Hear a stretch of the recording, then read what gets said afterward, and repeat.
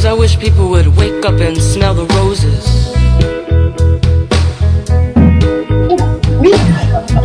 Somebody once said, those who feel it know. Est-ce que la caméra est lancée? Oui.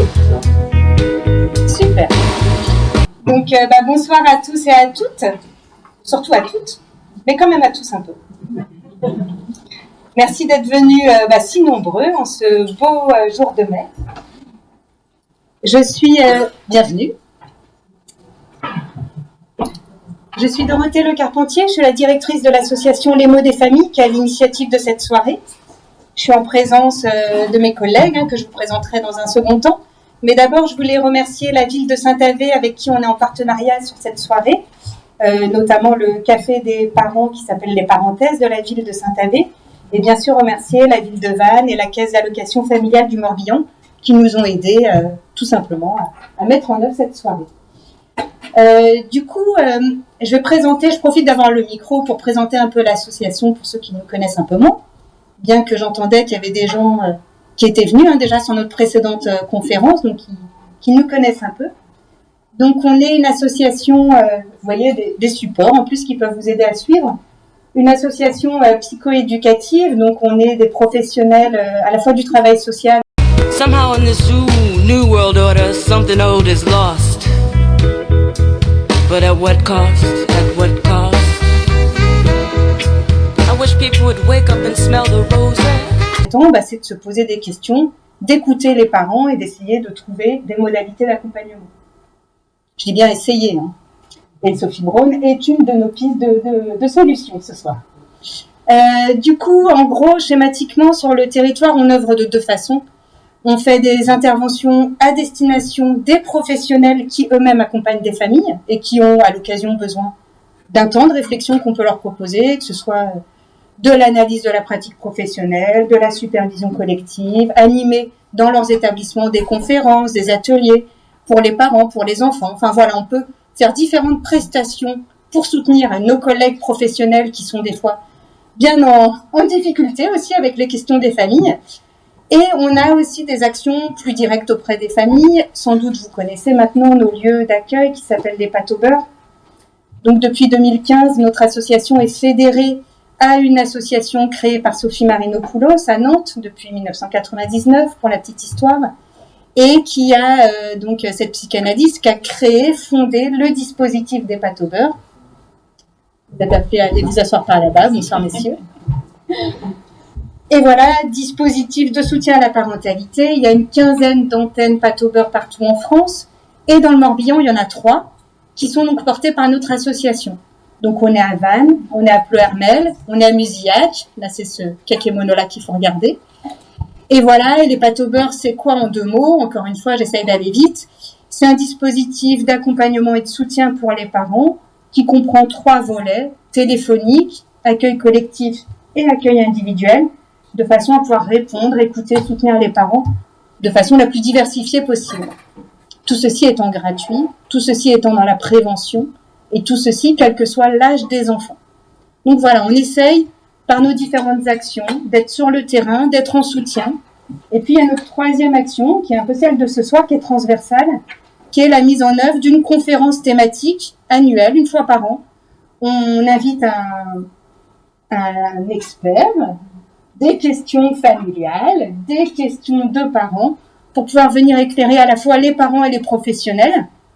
Donc c'est un peu une action transversale, voilà, pour pouvoir venir répondre aux questions que nous, on voit émerger aussi sur notre terrain des pâtes au beurre, qu'on entend aussi par nos collègues.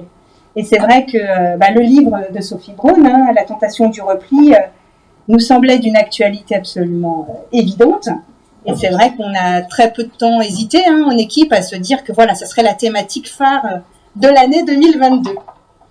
Donc, je vais faire court. Et cette fois-ci, c'est terminé. Je vais vous laisser la parole, Sophie Braun. Vous êtes auteur, psychologue, psychanalyste, je ne me trompe pas. Vous venez de Paris. C'est donc votre 2e ouvrage. Oui. Voilà. La tentation du repli. Donc vous allez nous en parler, on l'avait vu pendant à peu près une petite heure. Oui. Avec l'idée derrière de pouvoir échanger avec vous, d'être vraiment dans une dynamique d'échange, je précise tout ça. Donc voilà, je vous laisse la parole, je vous laisse le micro et je vous souhaite à tous une très belle soirée.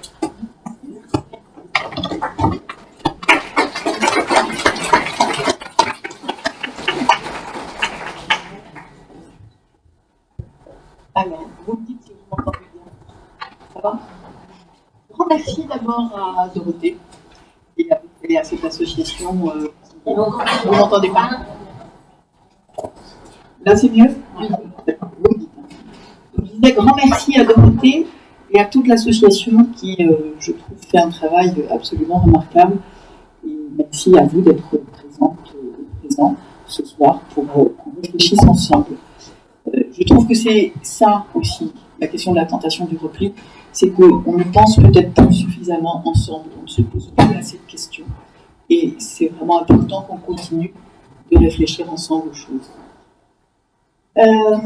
Et puis en plus, j'ai découvert Vannes et je trouve que c'est une ville merveilleuse et que les habitants ont une gentillesse incroyable.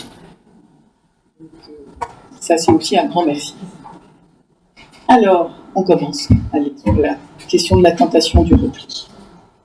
Dans le monde des ados, il y a quelques mois, et c'est donc vous connaissez sûrement le monde des ados, un magazine pour les adolescents de, je ne sais pas, 12 à 16, 17 ans, 18 ans, on pouvait lire la une suivante, la couverture suivante, l'Afghanistan, c'était l'époque, l'assassinat de Samuel Paty, les attentats du 13 novembre et la question écologique. Et puis en dessous, il y avait une question de fond, comment retrouver ma motivation. Et je pense que les rédacteurs n'ont pas fait le lien. La question comment retrouver ma motivation, elle était indépendante de la une. C'est ça la question aujourd'hui. Moi aussi, je me pose la question. Comment on fait pour retrouver sa motivation dans un monde qu'on nous présente comme étant apocalyptique? Alors, vous allez peut-être penser que je ne donne pas suffisamment de pistes concrètes dans ce que je vais vous dire aujourd'hui. Je vais quand même terminer par des pistes concrètes. Mais moi, j'ai toujours le sentiment que comprendre les processus en œuvre, peut-être pas les comprendre, se les représenter et essayer de les penser, c'est déjà se donner des pistes de solution. Donc, pour moi, la question, elle n'est pas de se dire qu'est-ce que je peux faire dans telle situation, mais comment est-ce que je peux déjà me représenter cette situation-là. Et je pense que ça, déjà, c'est essentiel. Je reçois des ados, ils s'asseyent en face de moi, ils me regardent et ils me disent « Pourquoi voulez-vous que je fasse des études alors que dans 10 ans, la Terre s'écroule ?» Alors qu'on va avoir des périls écologiques, par exemple. Alors, on ajoute à ça le Covid et la guerre en Ukraine. Et effectivement, on a déjà, nous, du mal, adultes, à continuer à se poser des questions et à agir. Les jeunes, effectivement, je pense qu'on les met dans une injonction complètement paradoxale. D'un côté, on leur dit « le monde s'écroule » et de l'autre côté, on leur dit « mais vous devez agir, mais vous devez faire des études et vous devez surtout aller bien ». Je ne sais pas comment c'est possible de tenir tout ça dans son psychisme aujourd'hui. Il y a 5 ans, bien avant le Covid, j'ai commencé à recevoir des patients qui souffraient d'une étrange allergie. Ils ne supportaient plus les autres. Les autres leur apparaissaient toujours comme étant des harceleurs. Alors, on parle beaucoup du harcèlement. On parle d'un harcèlement concret à l'école. Il a dit qu'il l'a fait, il est violent, il y a de la violence, etc. Ce harcèlement-là, on en parle. Mais moi, j'ai le sentiment que nous sommes tous, plus ou moins, en train de basculer dans un monde dans lequel les autres nous paraissent être des harceleurs. Nous avons de plus en plus de mal à nous ouvrir à l'autre et à ce qu'on appelle aussi l'altérité, pour l'accueillir et pour ne pas nous sentir blessés dans la relation. Comme si on souffrait d'une irritation qui est à la fois une irritation de la peau, mais aussi une irritation de notre peau psychique, et que les autres venaient nous empêcher. Alors, on verra tout à l'heure nous empêcher de quoi. De quoi parle-t-on quand on parle de repli sur soi? On constate déjà, je vais vous donner quelques chiffres, que la part d'individus déprimés et fatigués augmente en France de jour en jour. Ça, c'était la couverture de mon livre. Un jeune sur 4 en France dit avoir déjà souffert de dépression. 82% des jeunes de 18 à 30 ans n'avaient pas voté aux dernières élections législatives. On verra cette fois-ci. 40% des jeunes de 18 à 30 ans n'ont pas voté aux présidentielles. 40%, 82% aux dernières législatives. C'est pas seulement un problème de représentation politique. C'est aussi un problème de repli de la vie publique. Le repli dans une sphère individuelle et dans une sphère où ils ne participent plus, et parce qu'ils ont le sentiment d'en être exclus pour la plupart, ils ne participent plus à la vie collective. Je pense que nous vivons vraiment une crise de désenchantement. 34% des jeunes de 18 à 34 ans disent qu'ils approuveraient que l'armée dirige le pays. C'est assez intéressant comme chiffre, parce que c'est intéressant comme idée. Ça veut dire qu'il y a une demande d'autorité. Ça veut dire qu'il y a aujourd'hui aussi en France, de la part des jeunes, une demande d'autorité. Alors, il faut qu'on l'écoute et en même temps, il faut qu'on y fasse évidemment très attention. Et on voit bien la montée aujourd'hui des périls de l'autoritarisme et de l'extrême droite, qui, je crois, vient aussi en lien avec cette question du repli sur soi qui nous saisit tous. Encore quelques chiffres. Les phobies scolaires concernent entre 5 et 6% des élèves, dès l'âge de 11 ans. Et c'est de plus en plus tôt. 5 ou 6 millions de Français se disent touchés par la dépression. 52% des salariés se disent anxieux au travail, 30% se sentent en situation d'hyperstress et 18% affirment avoir déjà vécu un burn-out. Ça, c'est les chiffres recensés. En réalité, je pense que c'est beaucoup plus. Alors, après, la question, c'est qu'est-ce qu'on met derrière ces chiffres-là? Aujourd'hui, vous le savez peut-être, le DSM-5, qui situe toutes les maladies psychiatriques, propose le diagnostic de dépression à partir de 15 jours de sentiment de vide et de mal dormir. Je ne sais pas qui dans cette salle peut dire que j'avais passé 15 jours où j'ai mal dormi et où je me sentais un peu vide, où j'avais des angoisses. Donc, ça c'est aussi une des questions fondamentales de notre société, c'est que nous sommes en train de pathologiser tout, nous dépoétisons le monde et nous le pathologisons à l'inverse, et nous rentrons tous dans des cases de pathologie. On le voit aujourd'hui dans les classes, on a 5 dyslexiques, 4 dysorthographiques, 3 dysmachins, etc. Et à quoi? Alors, c'est très intéressant cette situation de mettre chacun dans une petite case de pathologie, parce que d'abord, j'y reviendrai pas trop, mais ça nous signale un modèle normal. Et évidemment, personne n'étant normal, et ben, on est tous anormaux et on peut tous nous mettre dans des petites cases pathologiques. Mais aussi, ça permet de mettre les gens dans des petites cases et de ne pas regarder le paysage d'ensemble. Pour moi, c'est ça la question du repli sur soi. C'est que quand on dit aujourd'hui phobie scolaire, plus dépression, plus burn-out, plus hyperstress, on arrive à presque 100% de la population. Mais en mettant chacun dans une petite case différente, on ne regarde pas le phénomène global. On voit que des petites cases, les unes à côté des autres. Et je pense que c'est vraiment important que nous regardions le fait que nous sommes tous de plus en plus fatigués d'exister, de plus en plus repliés sur nous-mêmes. Alors, je crois qu'il y a des différences. Je vous parle ici à Vannes, vous êtes au bord de la mer, il fait beau. Non, mais c'est vrai, on va sur la plage, on voit des jeunes qui jouent, qui font de la voile, qui s'amusent, qui sont en lien avec leur corps. Et évidemment, vous êtes moins touchés par ce phénomène-là. C'est évident. Mais vous inquiétez pas, il va arriver. Je crois que la société réussit à faire en sorte que même ici, à Vannes, sur la plage, les gens vont commencer à se sentir mal aussi. Alors, on va essayer de regarder ensemble pourquoi je dis ça. Au Japon, vous connaissez peut-être ce phénomène des hikikomori. Les hikikomori, ce sont des jeunes au Japon, mais maintenant ils commencent à être beaucoup moins jeunes pour la plupart, enfin, il y en a des nouveaux tout le temps, qui ne sortent plus de leur chambre. Alors, on les appelle des hikikomori, ça veut dire repliés en japonais. quand ils ne sont pas sortis de leur chambre depuis 6 mois.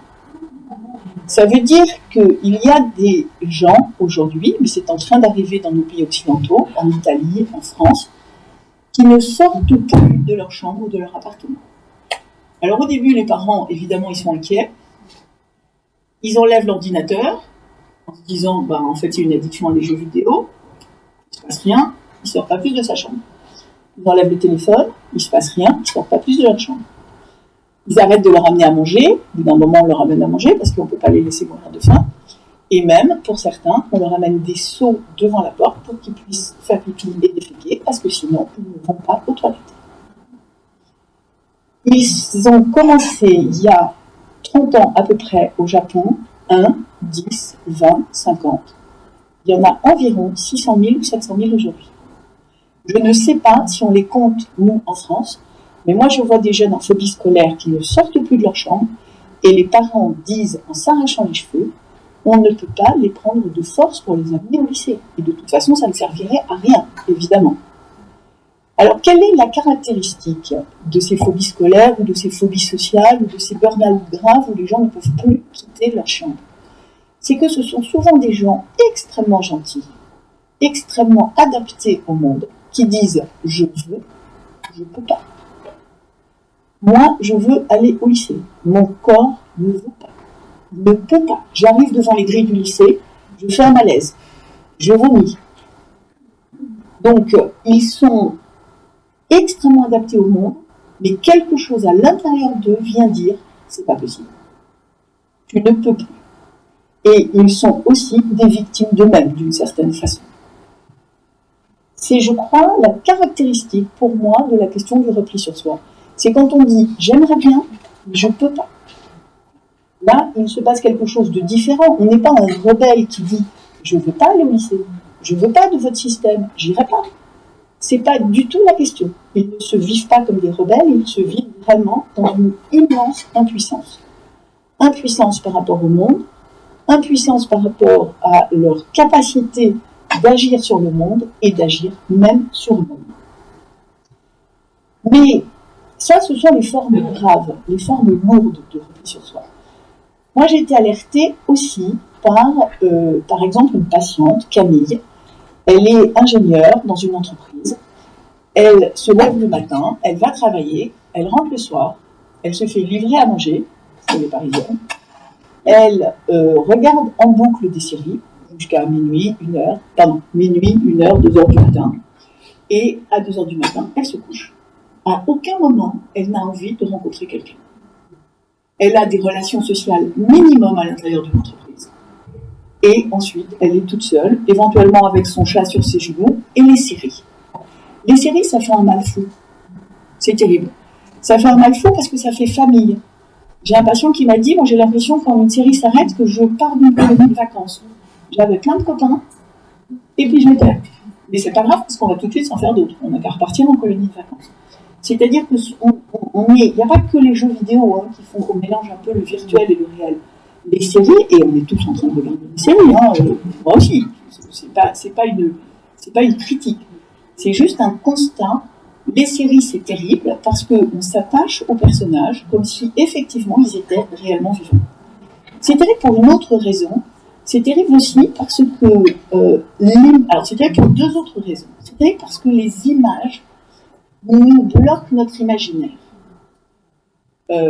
Quand on lit un roman et que y a un homme dont on pourrait tomber amoureuse, on l'imagine. Moi, je vais l'imaginer grand et brun, vous allez l'imaginer petit et blond, et on va imaginer qu'il a un sourire comme ça, les bras comme ça, etc. Quand on le voit, on l'imagine plus. Il est le même pour nous tous. Et ça, c'est vraiment un appauvrissement de l'imagination et de l'imaginaire. C'est terrible aussi parce que on est pris dans l'idée que la vie, comme les films, ça a un déroulement. Un début, un milieu, une fin. Et que finalement, au début, on sait où on doit arriver. Et quand on regarde une série ou un film, évidemment, il y a un peu de suspense, mais globalement, en tout cas, il y a un sens. Il y a quelque chose qui est en train de se dérouler, qui est prévu. Et donc, on va vouloir aussi, nous, dans nos vies, je crois de façon très, très inconsciente, faire aussi partie d'un film avec un début, un milieu et une fin. On doit savoir où on va, vers quoi on va et comment on y va. Et quand ça se passe pas bien, on ne sait plus quoi faire.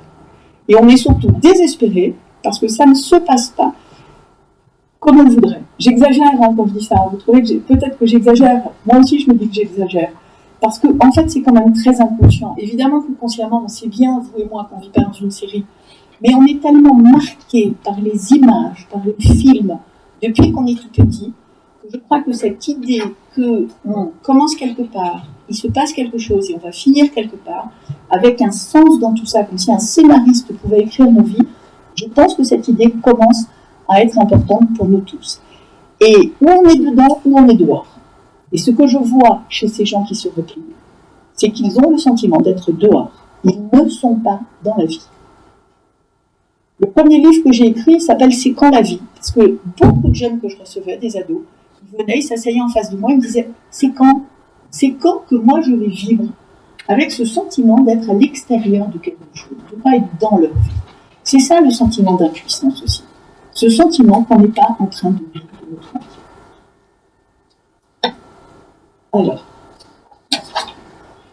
Alors, en Belgique, une émission de télé-réalité, des gens qui ne se connaissent pas décident d'avoir un enfant ensemble et de l'élever ensemble.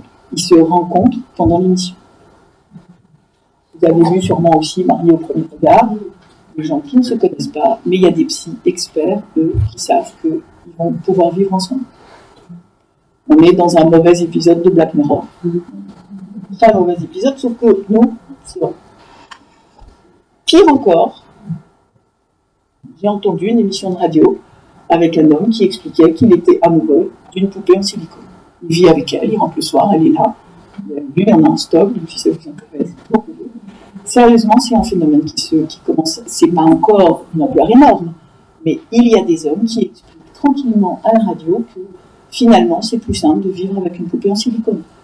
Certainement. Je crois que c'est évident. Et réciproquement, ça doit être plus simple aussi pour des femmes de vivre avec des hommes en silicone. Mais c'est justement ça la question. L'idée aujourd'hui, ça n'est pas que ce soit simple. Et nous sommes tous pris un peu dans cette idée-là. L'autre, il doit être un peu comme on en a envie, quand on en a envie, au moment où on en a envie. Et pouvoir supporter la frustration et le fait qu'il ne soit pas exactement, ou qu'elle ne soit pas exactement ce qu'on veut, c'est de plus en plus difficile. Les poupées en silicone, c'est exactement là, quand on veut, comme on veut. Ça ne doit pas parler de façon très intéressante, mais c'est bien aussi quand on se fait. Alors, je crois qu'effectivement, on est dans un monde qui est fou et que plus personne ne trouve sa place dans ce monde. Je ne vais pas vous parler de politique, mais je crois que le mouvement des Gilets jaunes a révélé quelque chose de cet ordre-là. Des gens qui tout à coup disaient « nous, on n'a pas de place dans cette société. C'est nous qui faisons marcher la société », et c'était avant le Covid, on est des infirmières, on est des gardiens de prison, on est je ne sais pas quoi, je veux dire, c'est grâce à nous que tout fonctionne, et puis, et pourtant, on est les gens les moins considérés. Il y a une enquête de la CFDT qui dit que ce dont souffrent le plus les salariés aujourd'hui, alors c'était avant l'inflation, avant quand même les problèmes de pouvoir d'achat, à ce point-là, mais il y en avait déjà des problèmes de pouvoir d'achat, mais que quand même, la question qui était presque à égalité avec le pouvoir d'achat, c'est la reconnaissance. C'est le désir de reconnaissance. Et je crois que là, c'est vraiment très intéressant, parce que d'un côté, on a des gens qui se sentent pas considérés et qui sont malheureux, et ils sont effectivement pas considérés, donc c'est vrai que c'est malheureux. Et de l'autre côté, moi j'exerce dans le 9e arrondissement à Paris, c'est un arrondissement ultra bobo, et j'ai des patients qui ont tout. Tout ce que justement dans les séries américaines, dans les séries françaises, on nous raconte que ça rend heureux. Ils ont de l'argent, ils ont un bel appartement, ils ont des enfants qui globalement vont pas trop mal, en tout cas qui peuvent faire tout ce qu'ils veulent, qui peuvent faire les études qu'ils veulent. Ils ont tous les choix ouverts devant eux et ils sont complètement dépressifs. Alors, évidemment, ceux qui ne sont pas dépressifs, ils ne viennent pas me voir. Mais quand même, la France avait jusque-là le monopole, record du monde des antidépresseurs. Nous ne l'avons plus, mais ce n'est pas parce que le taux d'antidépresseurs baisse en France, c'est parce qu'il augmente dans les pays voisins, en Italie ou en Espagne, qui commencent à arriver au même niveau que nous. Mais nous avons toujours quand même le record du taux d'antidépresseurs. Donc il y a quelque chose, évidemment, qui ne fonctionne pas. C'est bien avant le Covid, c'est bien avant la crise sanitaire. Et c'est comme si, de façon très très étrange, cette crise sanitaire venait mettre une loupe sur des phénomènes qui étaient déjà là et qu'elle nous les amplifie, comme si on était obligé maintenant de regarder que effectivement il y a des gens qui travaillent et qui ont tenu le pays pendant toute cette crise sanitaire et qu'on ne considère pas. Il y a des gens qui ne servent à rien et qu'on considère immensément, etc. Voilà. Et c'est comme si vraiment cette crise sanitaire venait nous dire « Regardez, vous êtes en train de marcher sur la tête, ça ne marche pas. » Alors, de quoi on souffre? Eh bien, ceux qui n'ont plus le goût, je crois qu'on souffre effectivement d'un manque de goût dans la vie, un manque de goût pour aller vers les autres. Il y a quelque chose qu'on réussit à enlever.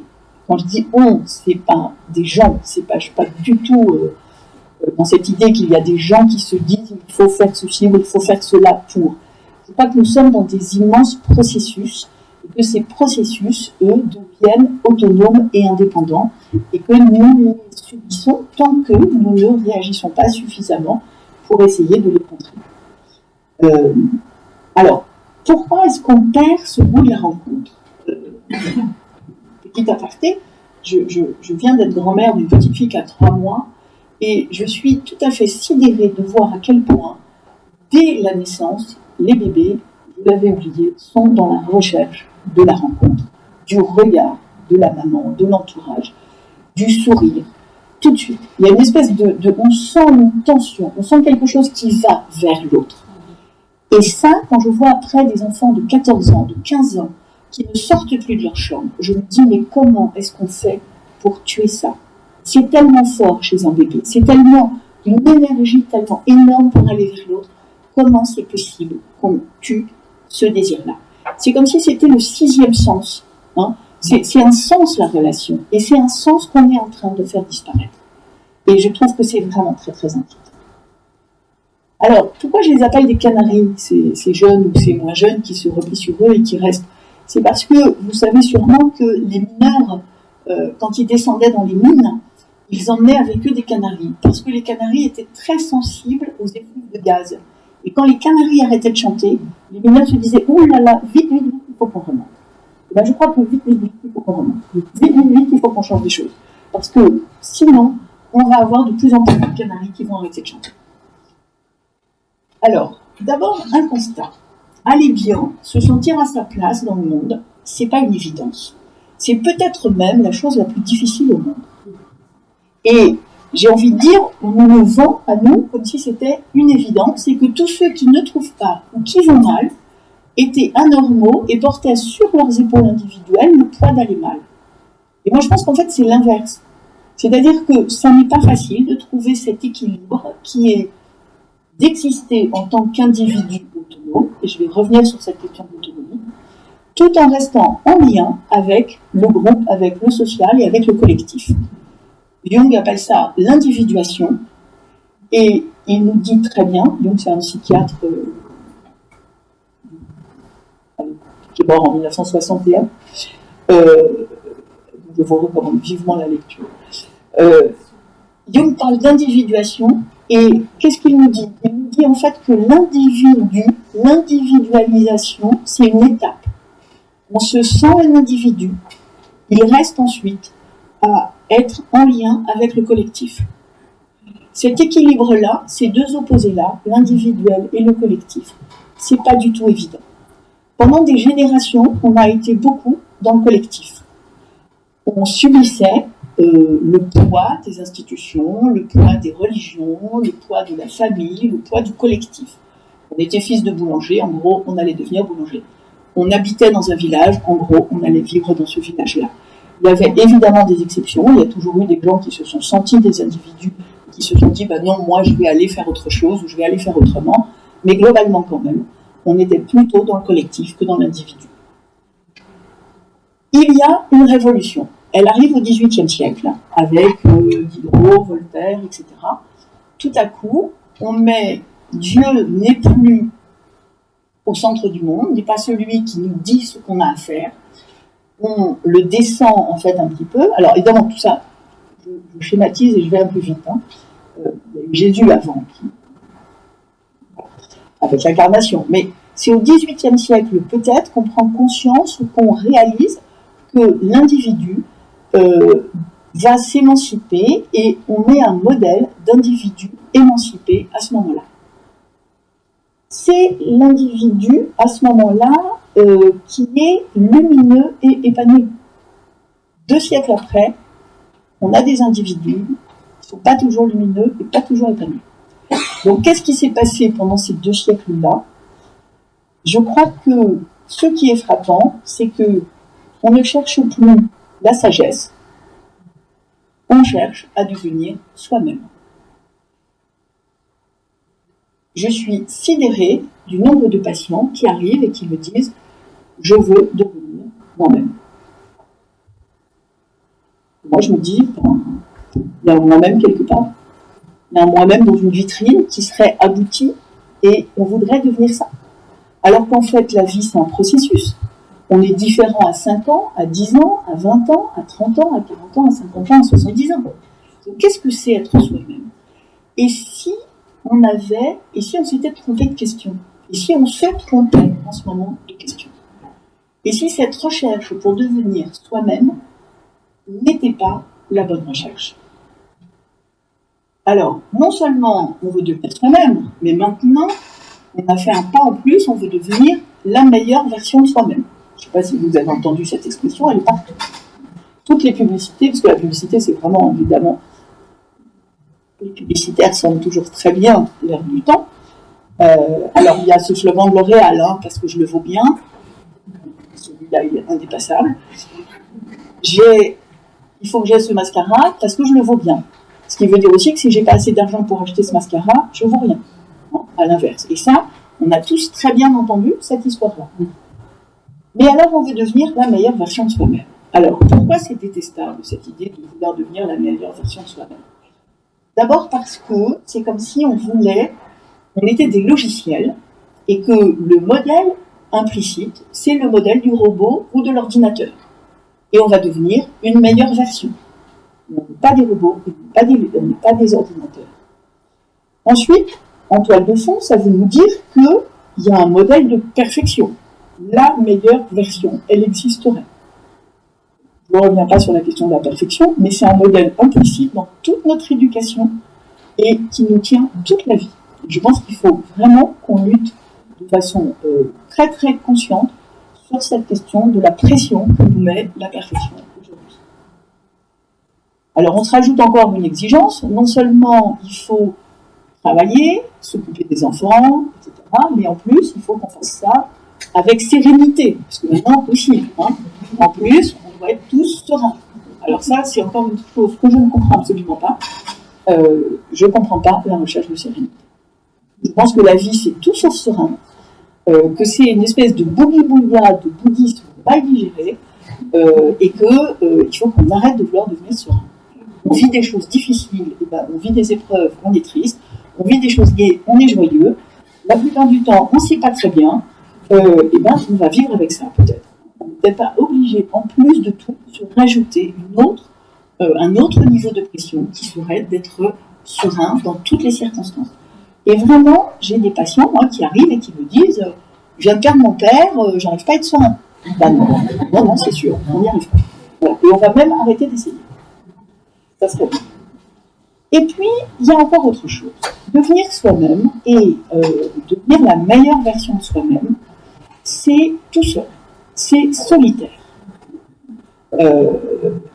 Élise, elle me disait, et ça c'est aussi pour moi quelque chose qui va dans cette histoire de repli sur soi, c'est la question de la charge mentale.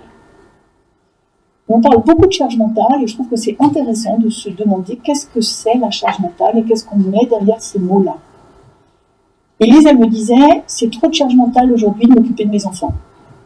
C'est trop, j'y arrive pas. Parce qu'ils m'empêchent de faire du yoga. Oui, les enfants, c'est sûr, ça empêche de faire du yoga. Voilà. Donc ça m'empêche d'être sereine. Et comme elle était vraiment dans une recherche comme ça, de sérénité, de perfection, de devenir elle-même, et ben les enfants, ça finit par devenir une charge mentale. Alors que si, et c'est ça pour moi, c'est le fond de la question du repli sur soi, si on pouvait accepter que l'autre nous transforme, l'autre et la rencontre avec l'autre, et d'abord la rencontre avec les enfants, évidemment, elle est la plus transformatrice.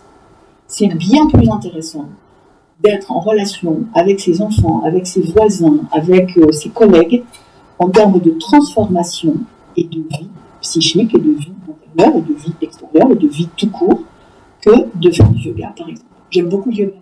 Je n'ai rien contre le yoga. Enfin, continuons de faire du yoga, mais ça ne peut pas devenir, ça ne peut pas prendre toute la place au détriment de la vie et de la relation. Je dirais presque de la vie vivante. Voilà. Et tout dépend comment on fait les choses. C'est pas les choses en tant que telles. Évidemment, là, j'ai une petite troupe sur les choses pour vous en parler parce que j'ai pas beaucoup de temps. Mais bien sûr que c'est bien aussi de faire du yoga et de vouloir accéder à une certaine forme de sérénité, je sais pas, de sagesse en tout cas, ou de réflexion, Voilà. Mais on en parlera après si vous voulez. Voilà. Alors, souvent, d'ailleurs, on veut devenir serein parce que on se sent un peu, c'est ce qu'on appelle la sensibilité. Comme on est de plus en plus sensible, les uns et les autres, parce qu'on est de plus en plus individualisé. On est de plus en plus des individus. C'est pour ça que je repartais du XVIIIe siècle. On devient des individus. On a tous de plus en plus le sentiment d'exister. Et ce sentiment d'exister, il est passionnant. Il nous donne des possibilités inouïes que les générations d'avant n'avaient pas. Donc ça, c'est merveilleux. Mais il nous fragilise. Et il faut vraiment qu'on comprenne ça pour pouvoir à la fois aller vers l'individualisation, se sentir exister, devenir des individus et essayer de travailler les zones de fragilité que cela nous donne. Et notamment cette immense sensibilité que nous donne la relation à l'autre. Et on parle de plus en plus d'individus hypersensibles. Alors, maintenant, on associe ça au HPI, les gens à haut potentiel intellectuel ou émotionnel. On en parlera si vous voulez après. J'ai vraiment des réserves sur cette question. Je pense que ça cache souvent des blessures très fortes et une sensibilité très très forte. Alors, quand on arrive un peu à cicatriser les blessures, il reste de la sensibilité, il reste des hauts potentiels émotionnels ou des hauts potentiels intellectuels. Il y a souvent aussi dans le fond des blessures très très fortes qui font qu'on est très très sensible, voire très susceptible.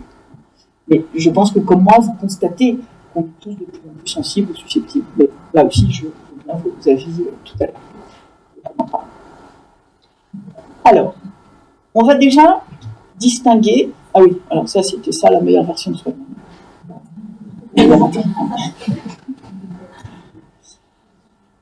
Distinguons entre la solitude et l'isolement. Il y a toujours eu des ermites. Il y a toujours eu des gens qui n'avaient pas envie d'aller dans le monde et qui étaient repliés dans une grotte. Je crois que ce n'est pas de ceux-là dont on parle. Ceux-là, ils le décident. Ceux-là, ils ont une vie intérieure riche et ils ont la plupart du temps besoin de temps et de se sentir tranquille pour pouvoir développer cette vie intérieure, pour pouvoir développer leur imaginaire, pour pouvoir écrire des livres, pour pouvoir écrire de la musique ou simplement pour pouvoir cultiver leur jardin. Donc c'est pas ça. C'est pas des gens qui aiment être seuls, les gens qui se replient sur eux. Ce sont des gens qui, encore une fois, ne peuvent plus sortir de chez eux ou ne peuvent plus vraiment être en relation avec les autres. Et c'est tout à fait fondamental cette distinction entre vouloir et ne pas pouvoir. Winnicott, qui est un grand pédiatre psychanalyste que vous connaissez sûrement pour la plupart d'entre vous, je l'aime bien parce qu'il s'appelait Donald, entre autres. Ça vous donne un petit charme supplémentaire. Il a décrit un stade fondamental dans le développement du bébé, ce qu'il appelle la capacité d'être seul en présence de la mère. Qu'est-ce que c'est, cette capacité d'être seul en présence de la mère? C'est le moment où le bébé, Il est dans son coin, là, dans la pièce. Sa maman, elle est à côté, le papa. Hein, qu'est-ce que c'est ? Quoi que ça peut être le papa, ça peut être l'environnement, peu importe. Il y a un adulte à côté de lui. L'adulte, il fait ce qu'il a à faire. L'enfant, il fait ce qu'il a à faire. Et chacun est dans un espace séparé, mais commun. Je crois que c'est un stade fondamental où l'enfant se sent, ça veut dire que l'enfant se sent en sécurité. Parce qu'il se sent en sécurité, il peut être dans son espace intérieur et jouer, imaginer, rêver. Quand on regarde la une du monde des ados que je vous ai mis au tout début, on se demande comment les jeunes aujourd'hui, nous-mêmes, nous pouvons nous sentir en sécurité. Suffisamment en sécurité pour pouvoir être dans notre espace intérieur et faire ce que nous avons à faire. Donc, si on n'a pas constitué cet espace-là, qui est en fait la base de l'espace psychique, de la vie intérieure, alors l'autre, il est tout le temps envahissant. Il y a cette idée qu'il y a à l'intérieur de nous un espace dans lequel va se développer la vie intérieure, si on est suffisamment en sécurité, et que cet espace-là, il est protégé, un peu comme une peau. C'est-à-dire que ça nous protège, ça fait passer des choses à l'extérieur, à l'intérieur, mais c'est souple. Aujourd'hui, je crois que beaucoup d'entre nous sont ou trop protégés, comme dans un château fort avec des murailles, et on empêche les autres de rentrer, et on ne peut plus non plus en sortir, ou bien pas du tout protégés, complètement ouverts. Elliot, dont je parle dans mon livre, qui était en phobie scolaire, au début on s'est parlé au téléphone, parce qu'il ne pouvait pas sortir de sa chambre, on se parlait 5 minutes, puis 10 minutes, puis un quart d'heure, puis il est venu avec ses parents à une séance. Il ne pouvait pas, par exemple, prendre le métro. Il me disait, mais quand je suis dans le métro, j'ai les angoisses de tout le monde qui arrive à moi. C'est impossible. Et ça, c'est le signe d'un espace psychique complètement ouvert aux 4 vents, et effectivement, on prend tout dans les figures. Et c'est plus possible de vivre. On ne peut pas. Donc, qu'on devienne des individus autonomes, oui, bien sûr, parce que ça nous donne des choix énormes et que c'est vraiment merveilleux, mais alors qu'on ait une pédagogie de ce que c'est de pouvoir vivre à l'intérieur de soi comme des individus. Parce que là, on devient tous des individus, mais on n'a aucune pédagogie dans l'éducation de ces nouvelles fonctions, je dirais, dont on a besoin. C'est comme si on avait constitué des nouvelles fonctions en nous, mais qu'on ne nous expliquait pas comment les utiliser, ou qu'on ne nous apprenait pas du tout, ni à nous les adultes, ni aux jeunes qui arrivent, comment on pourrait les utiliser. Alors, je crois que c'est la question profonde de la sécurité. J'ai une ou deux patientes qui ont été enceintes. Elles passaient leur temps sur des forums. Comment on fait ça ? Comment est-ce que ça c'est bien ? Est-ce que c'est pas bien ? Comme s'il y avait quelque chose en elles qui ne pouvait plus savoir ce qu'il fallait faire ou pas, et quand elles sont enceintes, et quand les bébés arrivent. Alors vraiment, elles passaient des heures sur des forums à écouter des gens dont elles ne savaient même pas qui c'était, poser des questions, avoir des réponses, sans du tout savoir de quoi ça parlait. Et je pense que on est tous aujourd'hui dans une insécurité profonde parce que on n'a plus de réponse, on n'a plus rien sur quoi on peut s'appuyer. Alors ça va être de pire en pire, hein, parce que je ne sais pas si vous avez vu l'autre jour à la télévision l'émission de Thierry Ardisson avec Dalida. Hyper intéressant. Il fait revivre Dalida d'il y a quand elle était jeune. Alors on la voit parler. Mais c'est pas du tout des choses qu'elle a dit à ce moment-là, c'est pas des films d'époque, c'est quelque chose qu'on reconstitue complètement. Hein, c'est ce qu'on appelle les deepfakes aujourd'hui, c'est-à-dire qu'on peut faire dire à n'importe qui, n'importe quoi, et on ne peut pas savoir que cette personne-là ne l'a pas dit. Je ne sais pas comment on peut être en sécurité dans un monde comme ça. Et le sentiment de sécurité, il est vraiment essentiel. Alors, autre chose, à part le sentiment de sécurité, je crois qu'on vit aussi vraiment des immenses révolutions. Et encore une fois, moi je ne suis pas du tout défaitiste ou pas du tout pessimiste. Je pense au contraire que on a autant d'avantages à vivre ça que d'inconvénients. La seule chose, c'est consciemment qu'est-ce qu'on en fait et comment est-ce qu'on peut être éventuellement un tout petit peu plus fort que les phénomènes et ne pas nous laisser complètement déborder par eux. C'est Mérieux qui dit, Philippe Mérieux, qui dit que nous sommes aussi à peu près, moi, ma génération, la première génération à avoir des enfants désirés, entièrement désirés. Il va y avoir quelques exceptions, mais globalement quand même, on a des enfants qu'on désire. Et ça donne un nouveau statut aux enfants de façon évidente. On en a moins et on les a désirés, parfois pendant très longtemps. Quand ils arrivent, évidemment, ils sont, vous le savez bien, des espèces d'enfants rois auxquels on ne peut pas dire non, qu'on ne les lève pas dans la frustration. Et ça change beaucoup de choses qu'on les désire. On veut leur donner toutes les chances. On veut leur donner toutes les chances aussi parce qu'on est bourré d'angoisse. Parce que comme ce monde nous est présenté de façon terriblement angoissante, on veut armer nos enfants. Et on veut les armer pour qu'ils soient les meilleurs dans une compétition avec l'idée que si on les arme bien, eux, ils s'en sortiront. C'est plus ou moins conscient, c'est plus ou moins inconscient. C'est vrai qu'on veut armer les enfants, c'est-à-dire qu'on vit en fait en état de guerre. Je crois. Tous. Ou moins avant. Ou plus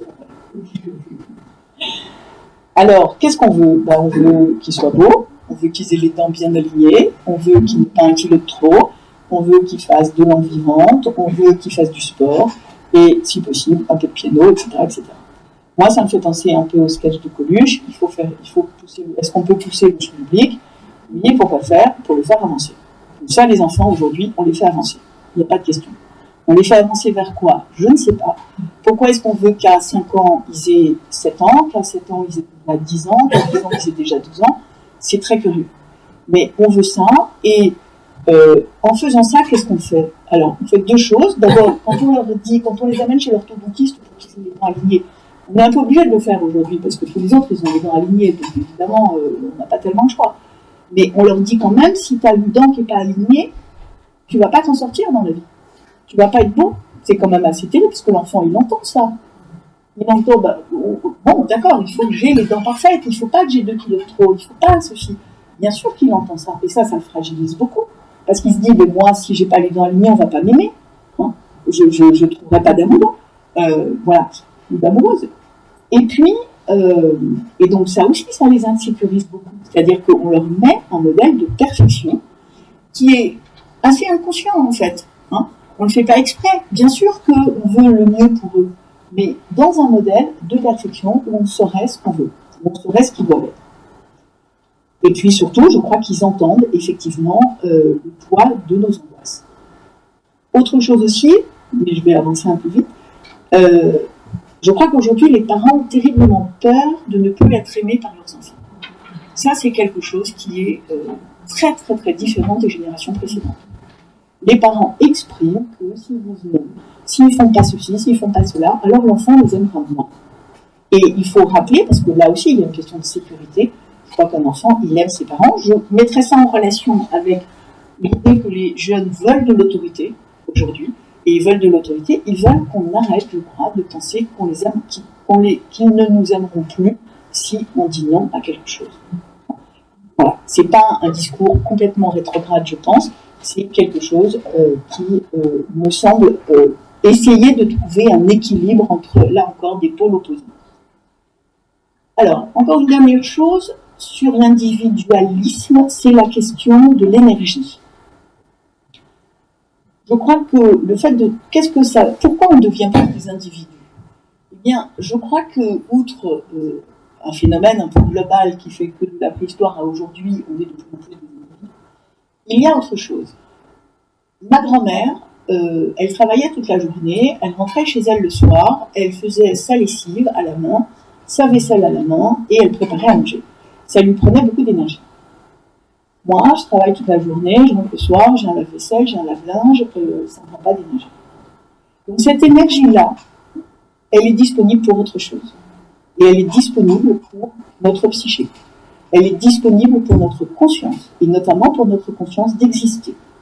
C'est comme si, aujourd'hui, l'humanité allait vers quelque chose où de plus en plus, on enlève l'énergie des tâches physiques, et on va de plus en plus vers de l'énergie psychique et qui devrait devenir plus consciente. Mais comme, encore une fois, je pense qu'on n'a pas de pédagogie de ça et que c'est pas ça qu'on est en train de faire, alors cette énergie-là, elle tourne en boucle. Et on est de plus en plus dans des ruminations terribles. Il m'a regardé comme ça, il m'a pas dit bonjour le matin, il m'a pas regardé en me demandant de lui passer le sel, etc., etc. Et ça peut durer comme ça. Et c'est terrible. Mais c'est de l'énergie, je crois, dont on ne sait pas quoi faire. Et c'est important de se dire ça, je crois. Alors, qu'est-ce que ça veut dire, l'histoire des dents qu'il faut aligner, etc., etc. Ça veut dire aussi que l'enfant, aujourd'hui, il doit rendre ses parents fiers. C'est vraiment des enfants du narcissisme. On a un enfant, pas beaucoup, deux éventuellement, il faut qu'il soit réussi. Alors, je pense que vous le savez, mais je vous redonne quand même la définition du narcissisme. Le narcissisme, c'est l'image qu'on a de soi. Et franchement, dans la vie, c'est plus simple d'avoir une bonne image de soi qu'une mauvaise image de soi. Donc le narcissisme, c'est bien. Un bon narcissisme, c'est bien. On confond souvent parce qu'on parle des pervers narcissiques. Et donc l'expression narcissique est devenue, ou même narcissique tout seul, c'est devenu l'image de quelqu'un qui tourne en boucle sur lui-même. Mais ça, en fait, c'est pas quelqu'un qui a un bon narcissisme, c'est quelqu'un qui a des failles narcissiques. Et qui essaye de les compenser en permanence parce que justement, il a ou elle a une mauvaise image de soi. Et donc, en permanence, il compense cette mauvaise image de soi pour se dire qu'il n'est pas si mal. Comment on se dit qu'on n'est pas si mal? Le moyen le plus simple, c'est « je suis mieux que machin ». Oh là là, lui, il fait vraiment ça mal, moi, je vais le faire mieux. Ou de prendre du pouvoir sur quelqu'un, ou de l'emprise. Donc oui, il est pervers narcissique, c'est un problème. Mais c'est un problème parce que ce sont des gens qui ont des failles narcissiques. Avoir une bonne image de soi, encore une fois, je crois que c'est vraiment bien. Mais, là encore, l'éducation est vraiment paradoxale. D'un côté, on dit il ne faut pas être narcissique, et de l'autre côté, on met les enfants en compétition dès la maternelle. Et ne serait-ce que les notes, il faut qu'ils aient tout de suite des très bonnes notes, il faut qu'ils soient meilleurs que les autres, etc. Donc, en réalité, dès le début, on vient jouer sur la question du narcissisme, de l'image de soi. On a une bonne image de soi si on est meilleur que l'autre. On nous apprend ça en maternelle. Et ça, c'est terrible, parce que du coup, notre image de nous est complètement prise dans la compétition et dans l'idée qu'on est bien et on va bien si on est meilleur que les autres. Aujourd'hui, il n'y a pas que à l'école qu'on note, il y a aussi les chauffeurs de taxi, les psys, le coiffeur.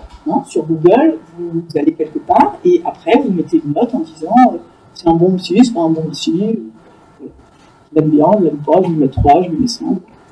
On note tout. C'est complètement dingue.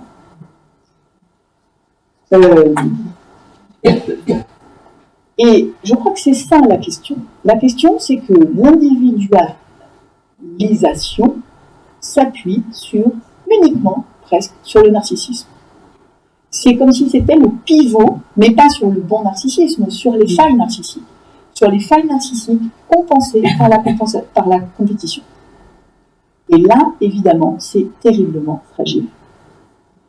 Je reçois toute la journée des gens, mais vous aussi, vous en voyez, puis même on est là-dedans, qui arrivent en me disant « je suis nulle, je me déteste, je suis moche, je suis bête ». Il y a une espèce d'épidémie de haine de soi qui est terrible. Et je pense que là, cette question du narcissisme, elle est absolument centrale aujourd'hui, de cette individualisation qui s'appuie uniquement sur le narcissisme. Alors, Freud, il l'avait vu ça. Il parlait en 1918 du narcissisme des petites différences. Dans le tabou de la virginité, il dit on va aller dans un monde où on va de plus en plus devenir des individus et en fait on va s'appuyer chacun sur des toutes petites différences. On le voit au niveau communautaire. On voit des groupes qui se développent parce que on est, je sais pas, moi j'avais un patient homosexuel qui était allé en cours de danse et on lui avait refusé l'entrée parce qu'il était blanc et que c'était un cours de danse qui était réservé aux homosexuels noirs. C'est pas parce que, et il y a des exemples dans l'autre sens, je veux dire, c'est pas du tout ça ce que je suis en train de dire, c'est que je pense qu'on est en train de créer des petits groupes communautaires de plus en plus en appui sur des petites différences. sur le narcissisme des petites différences. Qu'est-ce qu'il dit Freud? Il dit, le revers de ça, c'est que on va se sentir le même que quelqu'un qui a la même petite différence que nous. Celui-là, on va l'aimer, mais celui qui n'aura pas la même différence que nous, on va le détester. Ça aussi, c'est un appui identitaire. Et là aussi, je pense que individuellement et collectivement, on arrive à ça. On voit ça se développer. Alors,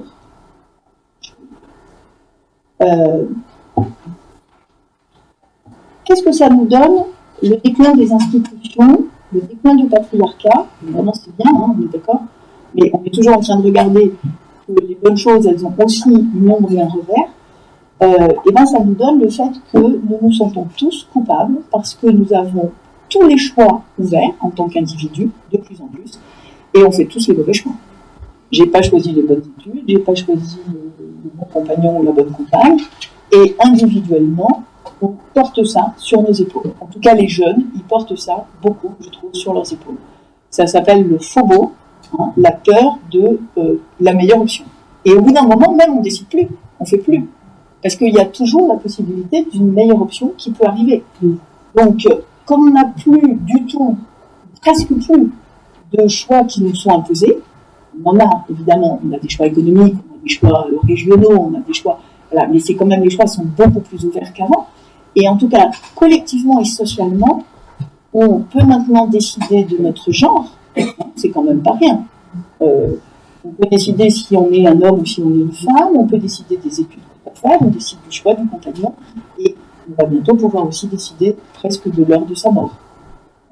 Donc ça, je crois que nous sommes les premières générations à avoir tous ces choix-là ouverts devant nous. Et qu'est-ce qu'on en fait? À part porter sur nos épaules la culpabilité de risquer de faire les mauvais choix. Et je pense que c'est un des éléments aussi très très forts sur les jeunes. Bon, je passe vite sur le consumérisme qui effectivement crée beaucoup de désirs qui vont très vite. Hein. C'est bien de vouloir le dernier iPhone, mais c'est pas ça qui va remplir le vide. Donc, dès qu'on a le dernier modèle d'iPhone, on a envie d'avoir le suivant, etc., etc. Et ça sature un peu là aussi l'espace psychique qui ne peut plus désirer des choses à long terme. Un dernier mot sur ce qui est difficile aussi, je crois, pour les jeunes et les moins jeunes aujourd'hui, c'est la question de la technique. On est tous embarqués dans une espèce d'énorme course à la technique, qui est presque aujourd'hui notre nouvelle religion. Jacques Ellul, dans les années 50, qui donnait une définition de la technique que je trouve très très importante, qui dit « ce ne sont pas les objets techniques, la technique, mais c'est tout ce qui vise à l'efficacité optimum ». C'est-à-dire qu'aujourd'hui, ce qui va aussi avec cette individualisation, c'est la technique. La technique, alors, elle est là aussi remarquable. Heureusement qu'on a la technique des médicaments, la technique des opérations qui nous maintient en bonne santé, etc. Mais de l'autre côté, il y a effectivement cette question de l'efficacité. On essaye toujours d'être efficace, un peu comme des robots, et c'est là où on retrouve un peu le modèle du robot, voilà, qui me semble effectivement extrêmement compliqué pour les jeunes aujourd'hui, parce qu'ils savent bien, eux, qu'ils peuvent être des robots qui ont des émotions, qui sont fragiles, qui sont imparfaits, et que du coup, il va falloir qu'ils fassent avec ça, mais que c'est pas tout à fait reconnu dans notre société d'être parfait, d'être fragile, et d'avoir des émotions. Même si d'un autre côté, nous sommes guidés presque entièrement par les émotions.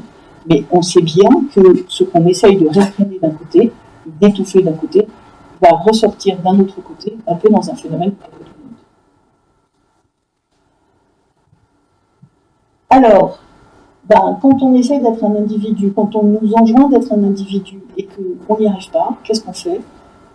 Soit on se révolte, voilà, soit on se retire dans une grotte et on essaye de se protéger le plus possible de ce monde qui nous attaque, et aussi on essaye de se protéger des autres.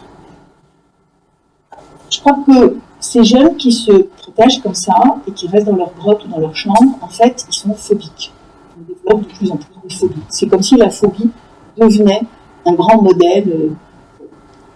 Et c'est quoi une phobie? Je dis ça juste rapidement. Une phobie, c'est une merveilleuse ressource de l'inconscient. C'est extraordinaire. On est au milieu d'une mer déchaînée, on a peur de tout, on est hyper angoissé. d'un coup, il y a quelque chose qui arrive dans notre tête et qui dit non, non, en fait, tu as peur des requins. Okay. Et donc, tant qu'on ne voit pas de requin, on va tenir le coup. Mais si on voit un requin, là, on va s'effondrer. Donc, la phobie, c'est quelque chose qui permet, en fait, de synthétiser toutes ces angoisses sur un seul objet, pour pouvoir tenir le reste du temps. Alors, on voit bien, quand on dit ça, que quand on est phobique des requins et qu'on vit à Paris, globalement, si on ne va pas à l'aquarium, ça va, et ça veut dire quand même qu'on n'a pas un niveau d'angoisse énorme. Mais si on est phobique social, c'est-à-dire qu'on ne peut plus supporter les autres, ben ça veut dire qu'effectivement, on a une sacrée fragilité et qu'on a des angoisses terribles. Et que la seule solution pour pouvoir tenir, c'est d'être phobique de tout. Donc là aussi, on est sur ces questions tout à fait passionnantes de comment notre psychisme nous fait tenir quelque chose tout en, évidemment, provoquant des faiblesses et des fragilités. Alors, rapidement, je vous donne quelques pistes pour comment on travaille, ou comment on aide, ou comment on accompagne les gens qui se replient sur eux. Mais je pense que, pour moi, vraiment, c'est ce que je disais en tout début, comprendre, se représenter ces phénomènes, c'est déjà, je crois, nous aider mieux, parce qu'on se sent déjà moins coupable si on se dit que c'est social, si on se dit que chacun sur nos épaules, on porte un poids social, un poids collectif, le poids d'une société, ben, on se sent moins individuellement coupable. Et ça, je crois que c'est déjà fondamental. Parce que aujourd'hui, quand un enfant, un jeune se replie sur lui, qui reste dans sa chambre, ou même un adulte, ben, son mari se sent très coupable, ou sa femme se sent très coupable, ou les parents se sentent très coupables. Sortir déjà de cette culpabilité individuelle, c'est, je crois, déjà essentiel. Ensuite, je crois qu'il faut retrouver effectivement un peu de sentiment de puissance. Il faut réussir à leur donner un sentiment de puissance qu'ils ont complètement perdu.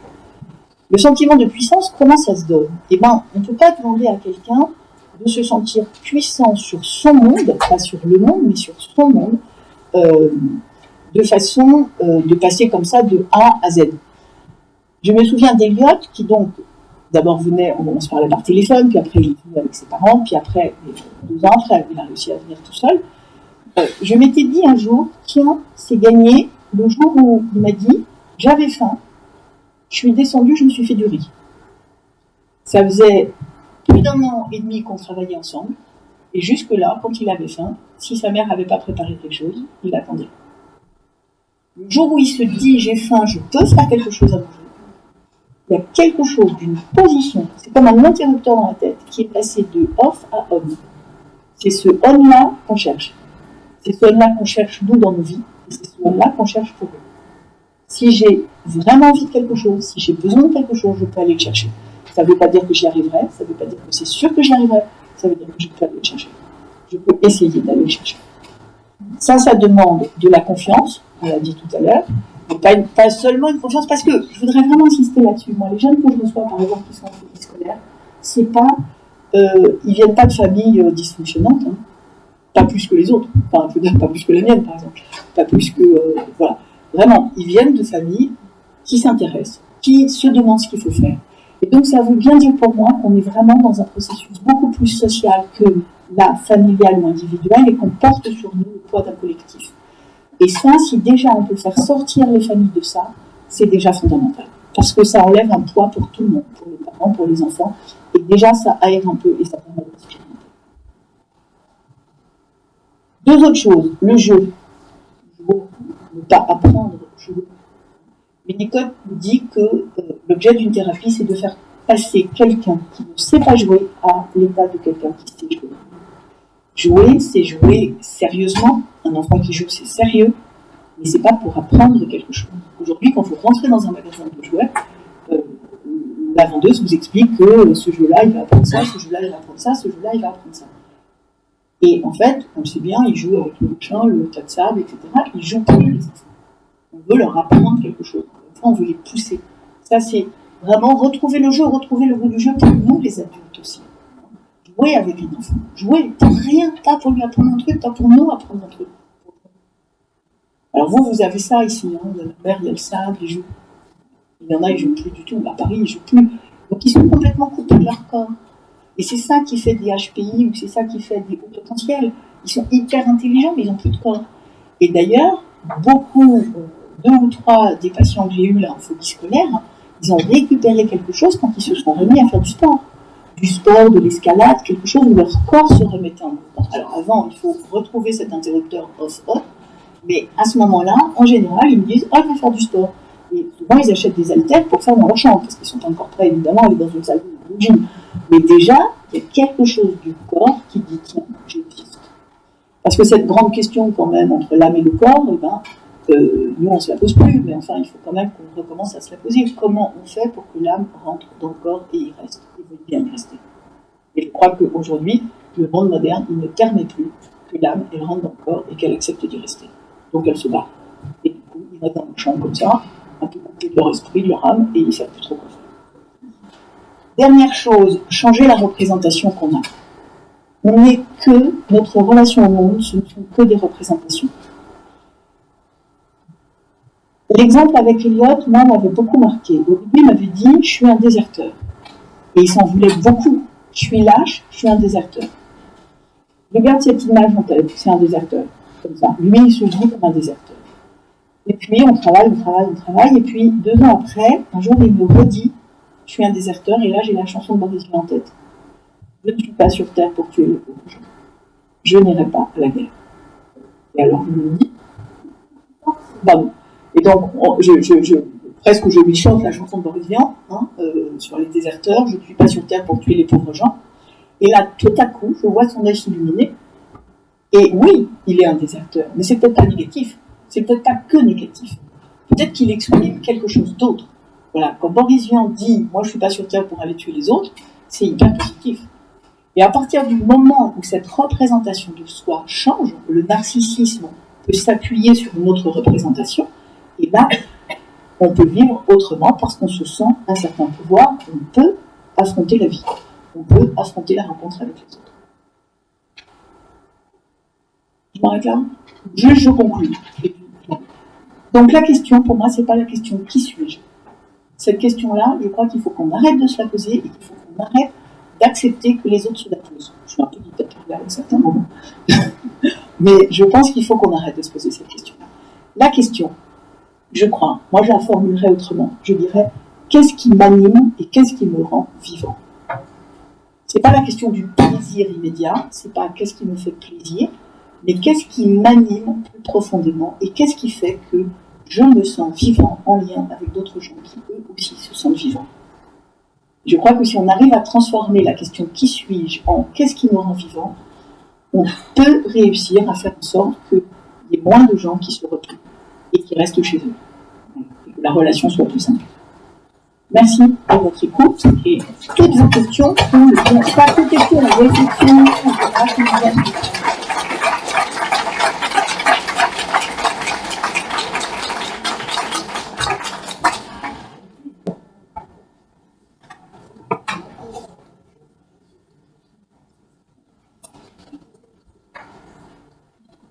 Merci beaucoup. Est-ce que ça fonctionne ? Je ne sais pas. Non ? Oui ? Oui. Ok.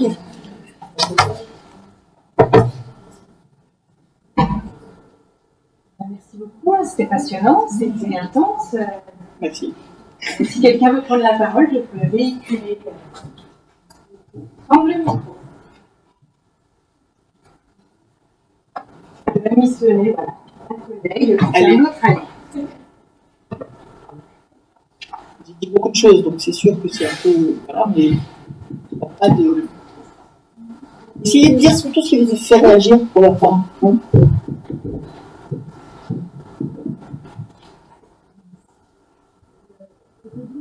Vous parlez de l'autorité, que les jeunes de plus en plus est-ce que ça, on peut dire que c'est le nom de cadre et de rassurance qui fait que les jeunes soient Oui, je pense. Il y a, dans ma vie de Lyon, il raconte un épisode de phobie scolaire. Il dit que justement il était très embêté parce qu'il va au collège, il rentre au collège et en fait lui il vient d'une famille très pauvre et à ce moment-là il y a plein de gens qui sont plein d'élèves riches, bien mieux que lui et donc il se sent vraiment nul et il n'arrive plus à aller au collège. Et qu'est-ce qu'il dit ? Il dit, et un jour il entend son père à côté qui dit c'est affreux, on ne sait pas ce qu'on va faire de lui, il n'arrive plus à faire des études, on est très inquiet parce qu'ils n'ont pas du tout d'argent.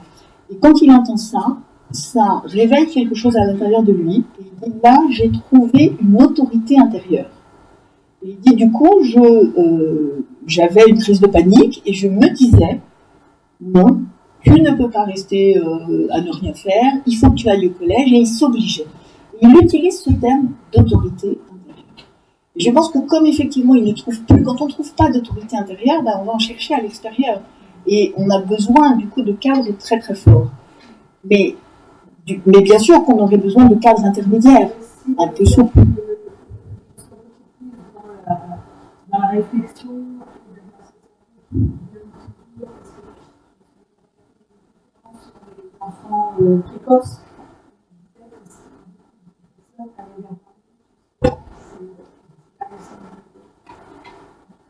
oui, c'est comme s'ils ne trouvaient pas. C'est un peu terrible ce que je vais dire, mais c'est un peu comme, vous savez, les trucs de contention dans les hôpitaux psychiatriques, quoi. Quand on est débordé par des trucs dans tous les sens à l'intérieur, des excitations, alors forcément, on va chercher quelque chose à l'extérieur qui va nous encadrer et qui va faire qu'on ne va pas être débordé par toutes ces excitations. Hein. Donc c'est ce que vous dites vraiment. Ce cerveau qui fonctionne en permanence comme ça, c'est terrible, et donc on est tenté d'aller chercher quelque chose pour nous rassurer, en fait. Et c'est pour ça que ce serait important qu'on trouve un peu des cadres. Ça ne veut pas dire revenir à une éducation antérieure, hein. C'est pas du tout mon propos, parce que ça marche pas, bien sûr, on peut pas, c'est pas la question. Mais c'est vraiment qu'on arrive justement à construire une forme d'autorité intérieure pour ne pas être débordé par les excitations. C'est tous les modèles de la relation maman-bébé, hein, la maman va venir apaiser les excitations du bébé. Et c'est comme si aujourd'hui on ne le faisait plus. Et c'est vrai que quand on voit des bébés aujourd'hui, on voit à quel point on les pousse à devenir grands, on les pousse à des apprentissages, à savoir faire des choses, etc. Et peut-être qu'on ne fait plus tout à fait assez attention. Alors avant, on les emmaillotait, ils ne bougeaient pas. Aujourd'hui, peut-être qu'on est allé déjà un peu trop loin dans l'autre sens, et on laisse toutes ces excitations se développer, et ensuite peut-être, effectivement, les enfants n'arrivent plus à récupérer quelque chose d'un cadre intérieur qui leur permettrait de s'auto-apaiser quand ils ont des excitations trop fortes à l'intérieur d'eux, que ce soit des excitations intellectuelles ou sensorielles.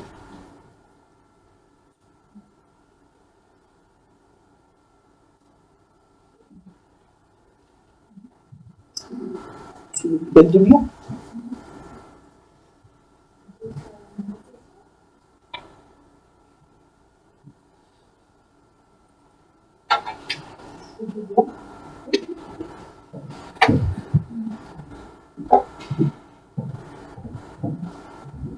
Est-ce que vous avez des expériences en suivi thérapeutique avec des enfants ou des adolescents, d'avoir conseillé de réseaux sociaux et tout le monde des influenceurs, et j'avais envie d'avoir un peu votre tableau dessus, des détails, de couper justement avec cette socialisation. Alors, c'est une question très compliquée. Et oui, je pense que vous avez tous et toutes peut-être des expériences là-dessus. C'est très addictif, bien sûr. Les réseaux sociaux, les téléphones, c'est très addictif. Mais quand un jeune retrouve une forme de motivation pour autre chose, il finit par trouver un équilibre. Il en fait beaucoup. De toute façon, je ne sais pas, vous, je ne sais pas, moi, beaucoup aussi. Donc, voilà. Mais à certains moments, et moi je m'appuie sur mon expérience, je m'arrête. Je suis à 2h du matin sur la culture du baobab du sud, hein, parce que ça, je peux arriver d'un truc, d'un machin, etc. Bon. Et puis je me dis, non, demain, j'ai une conférence, il faut que je la travaille, etc. Donc je m'arrête. Parce que ça me motive plus que de faire ça. C'est-à-dire que c'est vraiment la question de la conscience et de cette autorité intérieure. Alors vraiment, les outils aujourd'hui sont terribles. Ils nous happent, on le sait bien tous. On est happé à l'intérieur. raison de plus pour qu'on essaye de construire à l'intérieur de soi quelque chose d'une forme de conscience, parce qu'en définitive, c'est la conscience et c'est le moi qui doit toujours venir dire « Hey, tu arrêtes ». Et je crois que ce dialogue intérieur, il est fondamental. Il faut, je crois, apprendre aux jeunes, et s'apprendre à soi-même, un dialogue intérieur, où on va se représenter son moi en train de se dire « Hey, oh, t'arrêtes là, ça va, ça suffit ». C'est super dur, hein, vraiment, mais c'est ce conflit-là, on l'a tous, je crois aujourd'hui, plus ou moins. Les jeunes l'ont énormément, mais c'est vrai qu'un jeune qui fait du sport, qui fait de la voile, qui fait du basket, etc., ben, il va arrêter un peu, il va faire moins de réseaux sociaux qu'un jeune à qui on n'a rien proposé, et notamment avec d'autres en vrai. Hein, parce que c'est aussi la peur de l'autre. Moi, je me souviens d'un patient un jeune patient qui m'avait dit c'est hyper courageux d'aller boire un café avec une fille, moi je n'y arriverai jamais. Alors il était sur les réseaux sociaux, les machins, ça des filles, il parlait avec plein, mais l'idée d'aller en voir une en vrai, c'était autre chose. Voilà, donc oui, je crois qu'il faut développer cette autorité intérieure. Il faudrait vraiment une pédagogie différente pour développer l'autorité intérieure, la conscience, et en définitive, c'est le moi qui doit prendre une décision pour chacun d'entre nous. Et ça passe par un dialogue. Et on est tous conflictuels là-dessus. On a tous envie de ne pas prendre des décisions et de faire. On est un peu comme des radeaux sur un fleuve, et puis à un moment donné, on va essayer de prendre la barre. Et de dire, ben voilà, la direction dans laquelle je veux aller, c'est celle-là. Alors on va pas y aller, on va pas toujours y aller, on va passer par des tas de chemins, on va se perdre, on va rater le truc, mais on va se dire, attends, essaye quand même de prendre ta barre et de donner ton radeau à l'endroit où toi tu veux l'amener, pas forcément à l'endroit où le vent veut l'amener. Après, comment on fait dans le quotidien et dans le concret, ben, je crois qu'on essaye, depuis qu'ils sont petits, de leur proposer autre chose et autre chose où le corps joue. Parce que c'est la seule façon pour que quand, à un moment donné, ils ne perdent pas l'idée de leur corps. C'est-à-dire que c'est le corps qui, à un moment, dit « Moi, j'ai envie de ça, j'ai envie de sortir, j'ai envie de rencontrer une fille, j'ai envie d'embrasser une fille. » Moi, j'arrête pas de dire à tous mes patients, c'est pas pareil d'embrasser une fille. Les sensations, c'est pas les mêmes, hein, d'embrasser une fille ou un garçon, ou de regarder des gens s'embrasser dans une série. Mais voilà. Donc, comment on fait ça? Ben, effectivement, et encore une fois, je pense que vous, ici, c'est plus simple. Hein. On va dire non, pas vraiment, un peu. Peut-être un peu plus simple que dans les grandes villes, en tout cas. Là, vraiment, ils sont vraiment déconnectés du corps. Et je crois que c'est le corps, en définitive. Il faut qu'on revienne à la question du corps, des sensations, des désirs qui arrivent du corps. Et un jeune, normalement, son corps est parfait. Son corps, il a envie. Je crois que...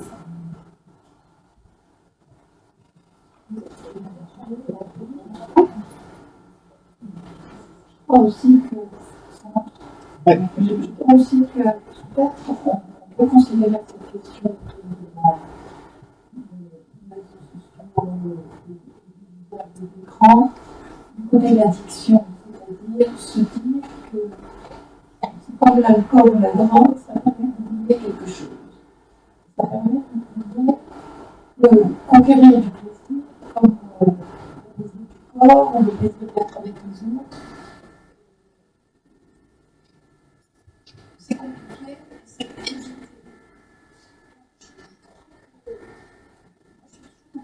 C'est avancé dans le terme d'amitié. C'est-à-dire que est-ce qu'il y a quelque chose qui pourrait me donner plus de satisfaction, plus de plaisir par rapport à moi-même que cette consommation passive? Alors évidemment, on n'a pas nulle part non plus. Enfin, moi, j'ai vu dans mon entourage des enfants qui sont élevés avec un contrôle très très massif des parents de je trouve que c'est intéressant de voir comme ils sont capables de dehors, à construire une cabane n'importe comment, ou à se battre, à plonger dans les flaques d'eau. Et que ça ne vient pas en concurrence du moment tablette ou du moment. Je trouve que c'est intéressant de dire que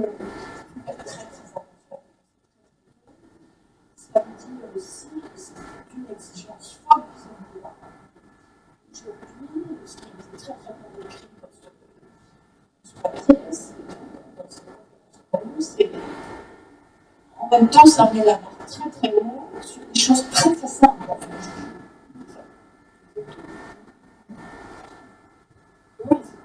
En fait. C'est des addictions et ça fait disparaître quelque chose du désir. Enfin, du désir d'autre chose, hein, absolument. Mais après, dans le quotidien, non. C'est pas simple. Et ça revient sur quelque chose aussi d'important. Hein. Je crois qu'il faut expliquer aux parents que les enfants ont besoin de sécurité et ont besoin, et qu'effectivement, ils vont aimer autant leurs parents s'ils leur disent non que s'ils leur disent oui. Ça, je pense vraiment que c'est un point fondamental qu'il faut qu'on réexplique aux parents aujourd'hui parce qu'ils ne le savent plus. Peut-être qu'ils le savent intellectuellement, mais ils ne le savent pas dans leur inconscient. Ils veulent vraiment être aimés et c'est, je pense, un des obstacles essentiels au fait qu'ils disent oui à tout et qu'ils laissent des enfants, du coup, sur des tablettes ou sur des jeux vidéo pendant des heures en se disant mais si je lui dis non, il ne m'aimera plus. Et ça, c'est vraiment très contraire au sentiment de sécurité que ça va donner à l'enfant. Le problème à faire avec la famille,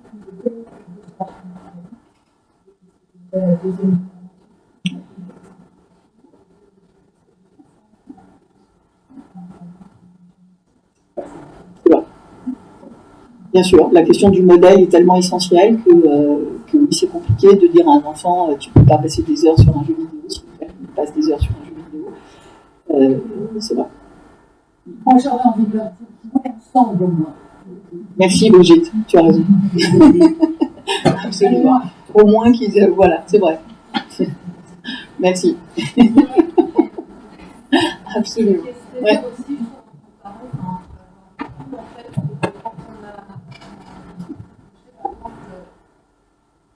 Quand on était petit, en fait, on pas à la maison. Et donc, il y avait cette pression sociale des parents. Je me souviens d'une maman à la sortie de l'école qui me disait mais je comprends pas, en fait, tu ne connais pas que les enfants ils ont des glaces, actuellement tout le monde en a. Ah oui, c'est bien le problème. Moi, j'en veux pas. Et plus tard, quand ils sont moi, j'avais vu avec l'OMS, ok, avant 15 ans, donc ils sont en 6e, ça ne pas.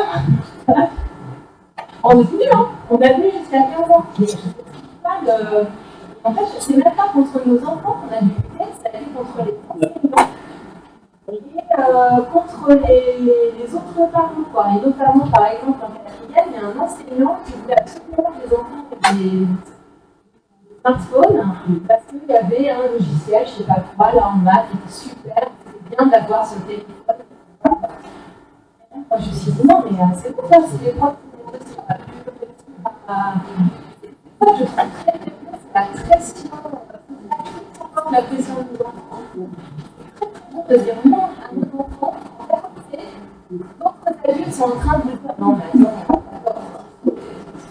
Alors, Jacques Ellul, résister, c'est exister. Et je crois qu'on résiste tout autant vraiment à ce collectif, ces idées collectives dans lesquelles on vit et qui nous débordent. Effectivement, s'individualiser, c'est aussi résister. Hein, c'est aussi résister à l'ère du temps. C'est difficile, c'est compliqué, mais c'est important. Et c'est peut-être la différence aussi avec l'individualité ou la singularité de chacun. C'est pouvoir affirmer aussi sa singularité. Vraiment, c'est très difficile, hein, ce que vous dites là, mais vous avez tenu, et certainement vos enfants aujourd'hui en sont contents. En tout cas, s'ils n'en sont pas contents, tant pis. Enfin, mais en tout cas, sûrement. Hein. Non, mais c'est vrai que mon fils, il a pu avoir un portable, il a passé sa vie. À partir de 15 ans. Et ma fille, par contre, effectivement, en fait, non, c'est pour rester, voilà, avec ses parents, mais pas du tout les réseaux sociaux. En fait, c'est pas qu'il y a beaucoup de ça comme ça. Oui. Et puis, de toute façon, ça crée quand même des empreintes assez profondes, ou ça n'en crée pas plus exactement, et même s'ils ont des périodes après dans lesquelles ils sont quand même addicts et ils sont quand même beaucoup, on peut penser qu'ils en ressortiront peut-être un peu plus facilement. Et puis, ils ont surtout le modèle qu'on peut dire non. On peut exprimer sa singularité, on peut dire non, et on peut dire non au monde dans lequel on vit. Et ça, c'est de toute façon très important aussi, je pense, dans le modèle de l'éducation. Que chacun respecte ses propres valeurs. C'est pas forcément celle-là, hein, mais que chacun se demande quelles sont ses valeurs dans l'éducation et les respecte. Et se fasse confiance là-dessus. C'est aussi ça le plus important. Parce que les parents ne se font pas confiance aujourd'hui. Et ça, je pense que c'est fondamental que les parents recommencent à se faire confiance et à se dire que cette relation particulière et singulière qu'il y a avec un enfant, ils sont les seuls à connaître leur enfant, les enfants sont les seuls à connaître les parents, et on ne peut que essayer de se faire confiance dans cette relation.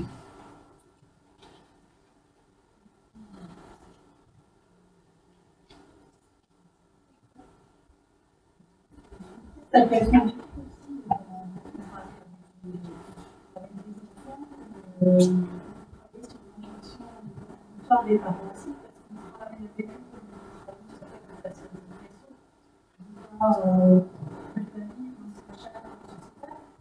si les parents ont cette ambivalence, d'accord, vas-y, mais quand même tu réussis, c'est quand même que tu Vous faites un métier qui est terriblement compliqué. Non, mais c'est une réalité. Vous faites un métier qui est horriblement compliqué, où vous êtes à la fois un tiers, en même temps dans l'intimité familiale, en même temps vous ne pouvez pas enlever l'autorité des parents et parce que l'enfant se retrouve encore plus dans le vide. Vous pouvez pas il faut essayer d'éviter, un peu comme nous les psys aussi, hein, de se mettre en compétition aussi avec les parents. Je sais mieux, je fais mieux, etc. Et en même temps, on voit bien qu'il y a des choses un peu tordues qu'il faudrait essayer de remettre un peu plus d'aplomb. Moi, je trouve que vous faites un métier très, très, très compliqué et je pense qu'il n'y a pas de réponse à ça. Il y a que... Alors, pour moi, il y a vraiment le modèle de Bion, qui est un psychanalyste, qui est passionnant parce que, justement, Bion, il dit, entre une maman et un bébé, c'est rempli d'excitation. Dans tous les sens, et ça ne sait pas les organiser. Il appelle ça des éléments alpha. Puis il dit la maman, elle a une fonction bêta qui va faire passer les éléments alpha du bébé qui vont dans tous les sens dans sa fonction bêta elle, puis ça va lui renvoyer au bébé des choses un tout petit peu plus tranquilles et un peu plus organisées. Comment ça se fait? Jusqu'au moment où le bébé, lui, va, au contact de la maman, se créer sa propre fonction bêta. Comment ça fait? Comment elle fait la maman pour faire ça? Et bien, elle se pose des questions. T'as chaud, t'as faim, t'as froid, t'as mal au ventre. Je vais essayer ça, je vais essayer autre chose, C'est-à-dire de l'attention. Et à force de questionnement et d'attention, pas de réponse, pas de je sais, hein, mais vraiment de questionnement et d'attention, quelque chose se crée dans l'esprit du bébé, se développe chez le bébé, qui va pouvoir ensuite organiser lui-même ses propres éléments alpha, ses propres excitations pour essayer de les contenir. Je pense que nous, on fait ça en tant que psy, vous faites ça aussi. Et ça passe par deux choses, dit-on. L'attention, le questionnement, et une fonction de rêverie. On imagine. Tiens, ça pourrait être comme ça, tiens, quand il sera grand, il fera ça, tiens, etc. On rêve un peu. Voilà, c'est-à-dire on garde l'imaginaire d'un côté et le réel de l'autre en se questionnant. Je crois que, et vous et nous, hein, dans le boulot qu'on fait, on ne peut pas faire mieux, on ne peut pas faire plus que ça. Mais déjà, apporter de l'attention à quelqu'un, se questionner en vrai sur qu'est-ce qui est en train de se passer, qu'est-ce qu'il y a, pourquoi là il n'est pas bien, pourquoi il est tellement angoissé, pourquoi la famille elle dysfonctionne, et se proposer, nous, des représentations et des réponses, c'est déjà beaucoup parce que ça aide l'autre aussi à organiser quelque chose. On ne peut pas faire beaucoup plus. Alors c'est à la fois un constat de... Mais c'est pas de l'impuissance. C'est entre l'impuissance et la toute-puissance.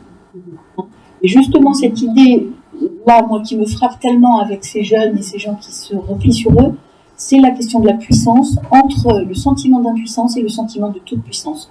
On ne peut pas tout ce qu'on veut tout le temps, mais on ne peut pas rien non plus. Et on oscille tous là-dedans dans nos vies et dans nos boulots. L'autre, il existe, et donc il est une limite, on va y arriver, on va pas y arriver, on va arriver à quoi d'ailleurs, on ne sait pas très bien, mais en tout cas, peut-être désangoisser un peu, peut-être aider à aller un peu mieux, trouver un nouvel équilibre, mais déjà pour nous-mêmes, pour les autres, voilà. Mais on ne peut pas se demander d'être de sauver les autres. Ça marche pas. Mais on aimerait bien, parce qu'on ne fait pas ces métiers-là pour rien. C'est sûr qu'on aimerait bien. Et puis au fur et à mesure du temps, on se rend compte qu'on ne peut pas. Mais pour autant, on ne peut pas.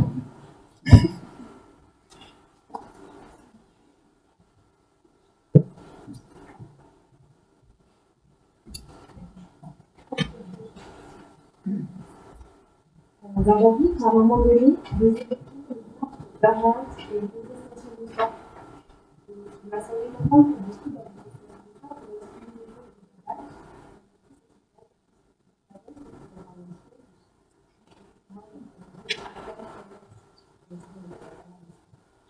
Alors, je pense que les gens qui font des burn-out, un peu comme les gens qui les phobies scolaires, etc., sont des gens qui ont déjà un narcissisme, une image de très très faible. Ils essayent jusqu'au bout. Enfin, moi, c'est ce que j'ai constaté. Hein. Vous avez peut-être des exemples contraires. Jusqu'au bout, ils essayent de faire bien. Jusqu'au bout, ils essayent d'être aimés par leur chef de service qui va se mettre à les harceler, par exemple, ou voilà.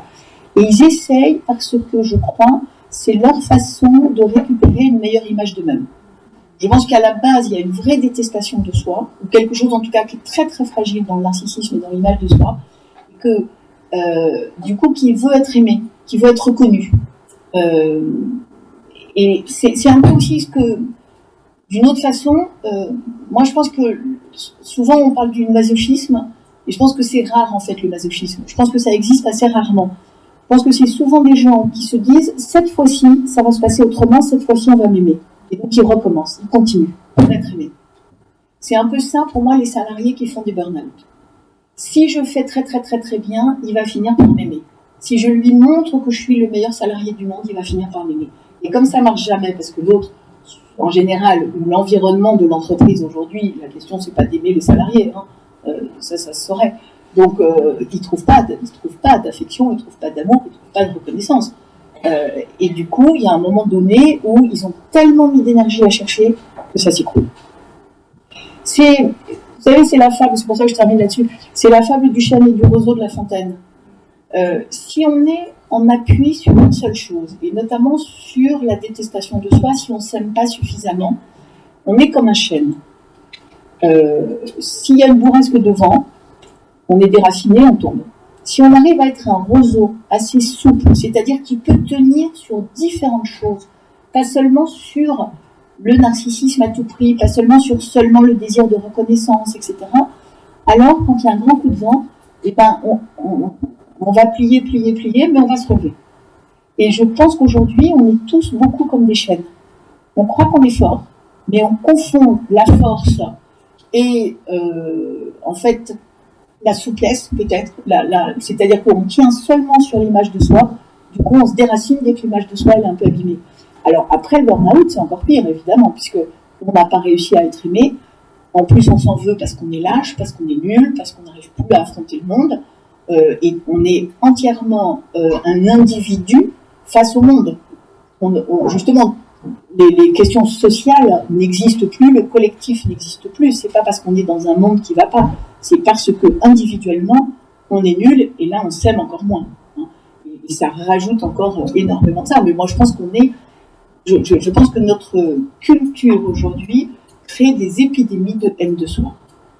Les femmes ne s'aiment pas parce que elles sont trop maigres, trop grosses, machin, trop jeunes, trop vieilles, trop machin. Les hommes ne s'aiment pas parce que maintenant, il faut qu'ils soient à la fois forts, déconstruits et en même temps, je sais pas quoi.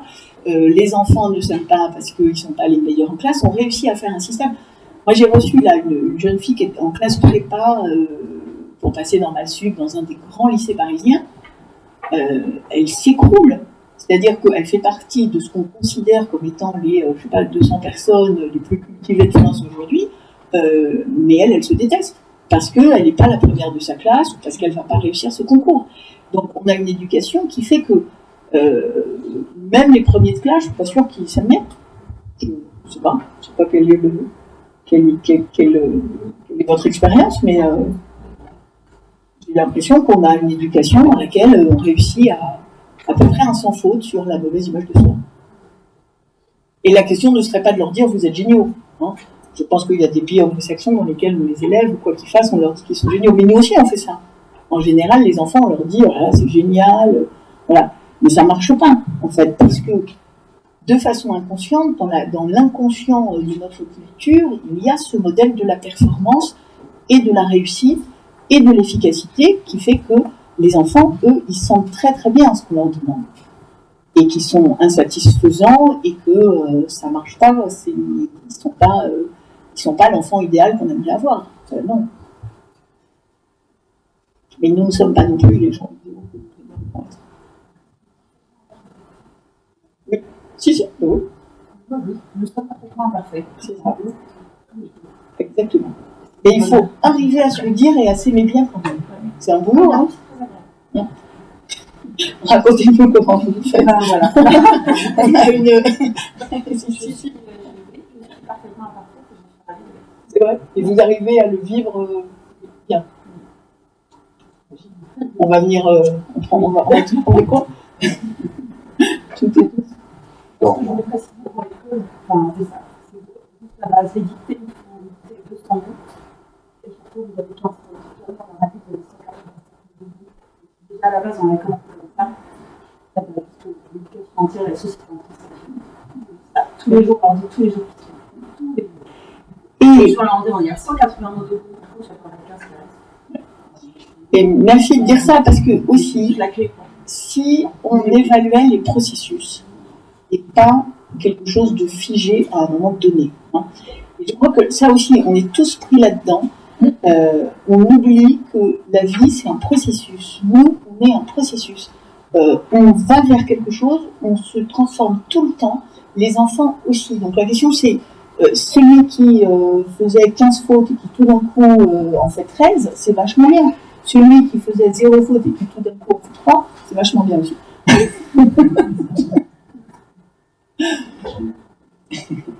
Mais en tout cas, c'est vraiment des processus qu'il faut regarder, c'est pas des états à un moment donné. Alors c'est une question fondamentale, il faudrait en reparler plus longtemps, c'est toute la question du temps, de comment on évalue le temps et de comment on habite le temps. Moi, ça me donne l'impression que c'est comme si on n'arrivait plus à internaliser de façon durable une bonne image de soi. Il fallait en permanence venir le vérifier dans le regard de l'autre, dans les likes, Absolument. Et on passe tellement de temps à construire ça qu'on n'a pas le temps de construire autre chose.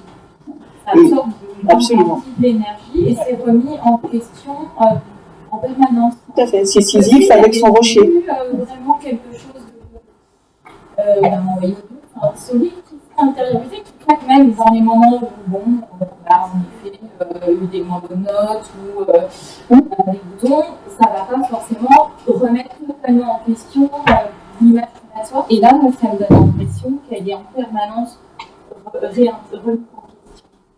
Eliot, il me disait, à chaque fois que j'ai une mauvaise note, c'est pas le devoir qu'on a noté, c'est moi. Et donc, je m'écroule. Je suis nulle. C'est pas mon devoir est mauvais, je suis nulle.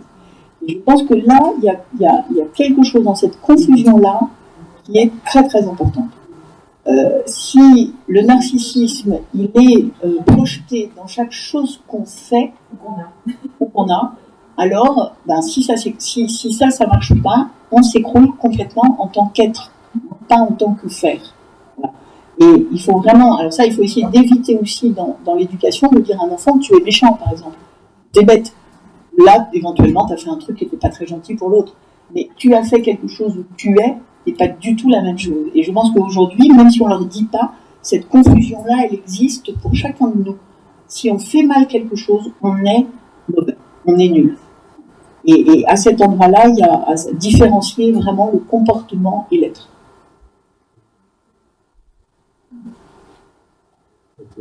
Mon bien-être, parce que je pense à des enfants que je suis accompagné, ça, on va dire sur le plan intellectuel, qu'effectivement, c'est pas eux qui sont notés, c'est eux-mêmes qui fait son travail fait, et pourtant ils disent aussi, mais dans mon ressenti, moi c'est comme ça que je le vis, quoi. C'est pas, même si je sais que c'est pas ça, je le ressens comme ça. Effectivement, c'est compliqué à d'expliquer, en particulier avec les parents. Je pensais tellement sur la nullitude des choses. Parfois, je fais dans mes interventions auprès des parents, c'est que je pense pas leur dire qu'ils sont nuls. Voilà, comme ça, au moins, ça règle les choses et puis ça permet de démarrer une discussion qui peut être intéressante. S'ils ne sont pas trop au mauvais état, alors ça je vous l'accorde, s'ils ne sont pas trop au mauvais état, ils disent Vraiment, quand même, on peut pas dire ça. Enfin, il y a quand même des trucs que j'y arrive, quoi. Ah, d'accord. Et moi, ça résonne avec ce que vous disiez tout à l'heure, de redonner un peu de puissance ou de lassitude. Ben, ça permet de repérer justement ces petits bouts où ça tient encore, finalement. Effectivement, c'est pas complètement négatif. Donc, d'attaquer tout de suite sur, entre guillemets, le sentiment qui vont me dire ah, je pense que je suis nul, ben, je préfère le dire d'abord. Ah, ben, je le dis avant, et puis ensuite on échange pourquoi c'est pas si vrai. En fait. Mais voilà, Non, c'est hyper intéressant, oui, ça permet de remonter quelque chose. Et d'argumenter, de débattre, surtout d'en discuter. Quoi. Ouais. C'est surtout ça, en fait, c'est de pouvoir débattre autour de la question de la nullitude de supposer des parents.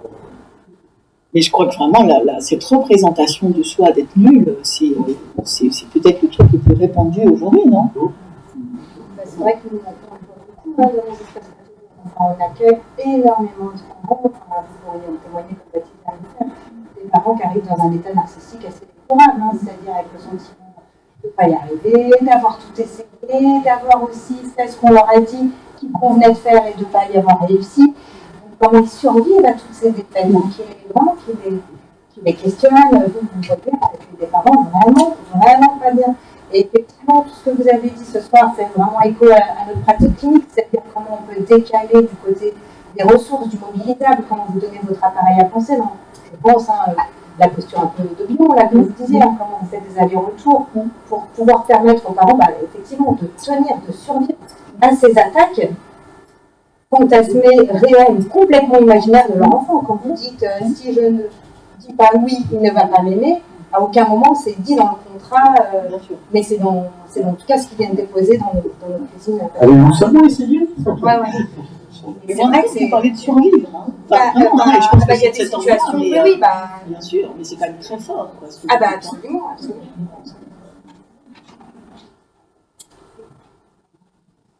Alors après, c'est un peu comme vous, les parents qui viennent au pâte au beurre ne vont pas forcément très bien. Comme vous dites, il y en a peut-être aussi qui vont bien. Alors, je pourrais avoir tendance à penser quand même que ceux qui viennent chez vous et chez nous les psys, c'est ceux qui vont peut-être le moins mal. Aussi, comme vous disiez, on peut dire tout à l'heure, ils se posent des questions. Il y en a qui vont bien, mais enfin, ils se posent des questions. Oui. Donc, j'ai juste ça, c'est qu'on a des parents qui viennent vérifier auprès de nous, est-ce qu'ils vont bien? Sans se donner d'incertitude sur eux-mêmes, il va jusque-là. Est-ce que mon enfant va bien? Est-ce que moi je vais bien? Je suis pas sûr, en fait. C'est effectivement des questions qui sont à travailler. Ça. Dans certaines familles, ça va aussi loin que ça, quoi. Enfin, dans les permanences, dans ce qu'on observe, avec des gens qui ne savent même pas s'ils vont bien ou pas bien. Quoi. Mais il y a aussi une vraie responsabilité de la psychanalyse là-dessus. En tout cas, d'une certaine représentation de la psychanalyse qui est allée beaucoup du côté de l'intime et pas assez du côté du social. Et en séparant comme ça l'intime et le social, on a culpabilisé beaucoup les gens qui portent sur leurs épaules le poids de toutes les responsabilités. Si j'arrive pas à empêcher mes enfants de jouer dans les réseaux sociaux avec des réseaux sociaux, c'est de ma faute. Et on ne regarde pas les milliards de Facebook, les milliards de Netflix, les milliards de la pub, etc. Et vraiment, je pense que c'est remonter aujourd'hui, se dire que nos psychés sont complètement liés à la culture dans laquelle on vit, et remonter cette question-là au collectif, ça déculpabilise beaucoup, et c'est fondamental parce qu'on peut respirer un tout petit peu. Là, on est tous dans un truc irrespirable. On est coincé dans une petite boîte, tout est de notre faute. Et donc on se déteste aussi, forcément. On peut respirer. Déjà, le logiciel, c'est tout ce qu'on entend toute la journée. Le monde de l'industrie cosmétique qui c'est pas narcissique.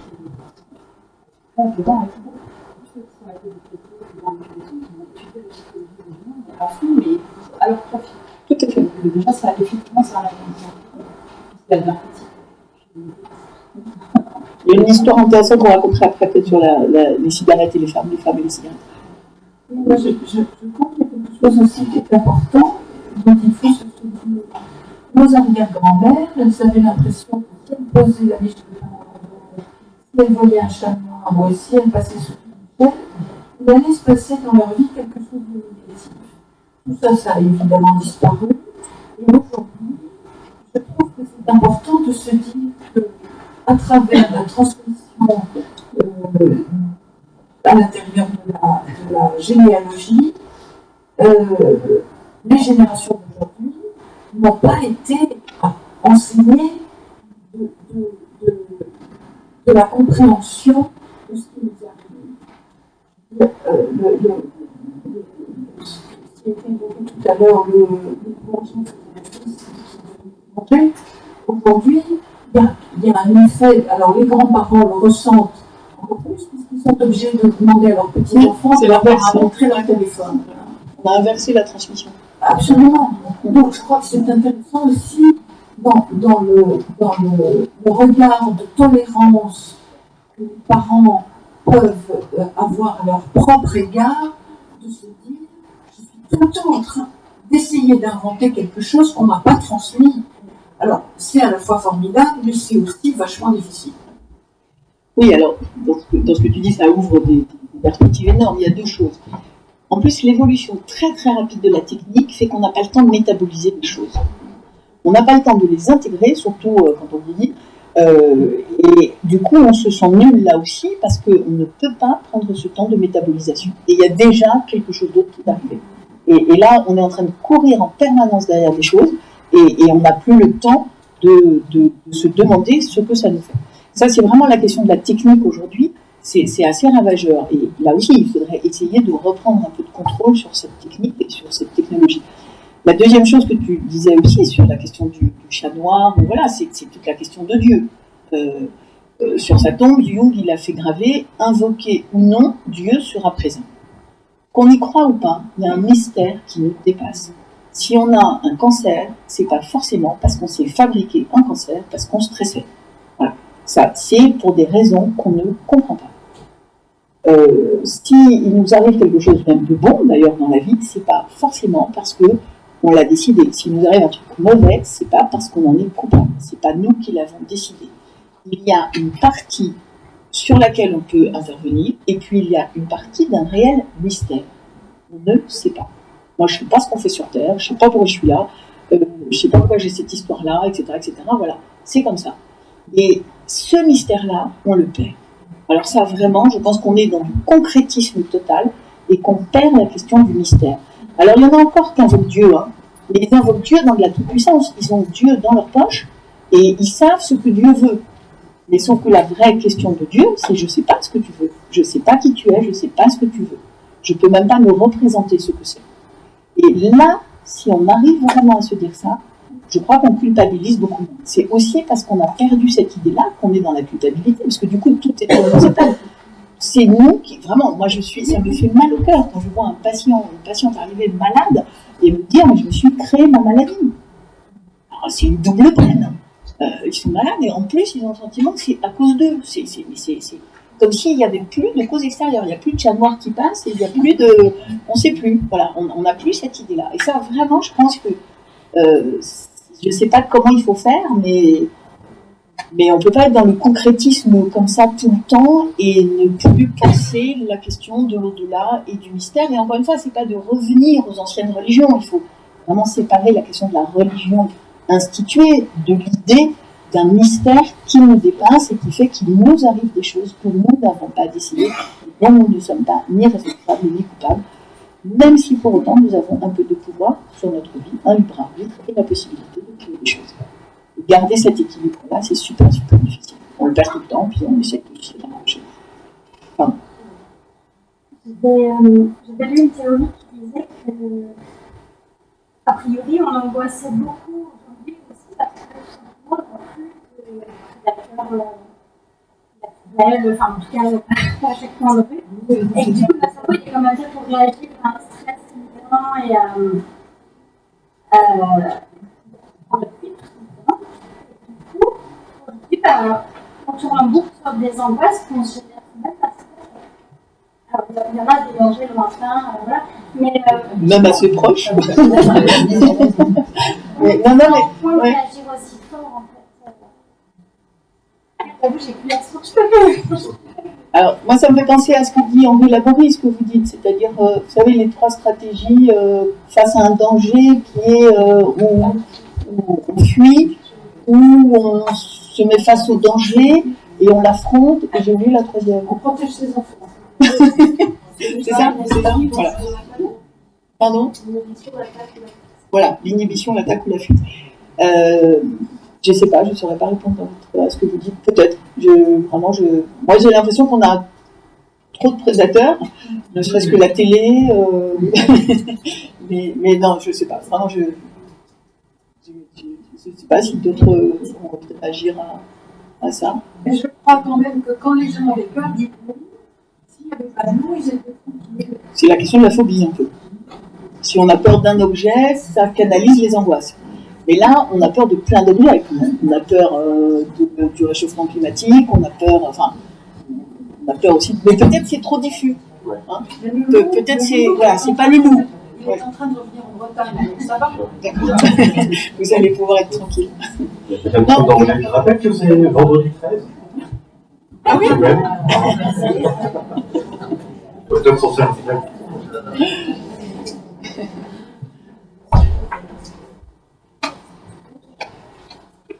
Il fait très chaud. C'est très chaud. Ouais, hein. C'est dur. Ouais. La grande différence.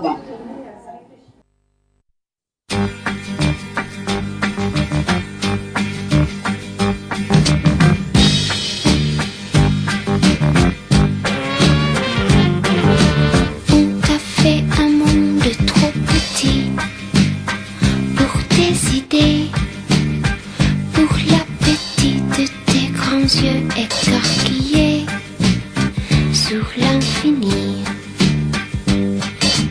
Tu es prisonnière de ta maison, de tes parents, de cet adulte qui te dit qu'il a raison et qui te ment. Toi, tu es né pour la folie, pour la lumière, pour tes pays, peuplés de rois. Et tu te demandes dans ta nuit de prisonnière, pourquoi tu vis et où tu vas. Pourquoi tu vis et où tu vas.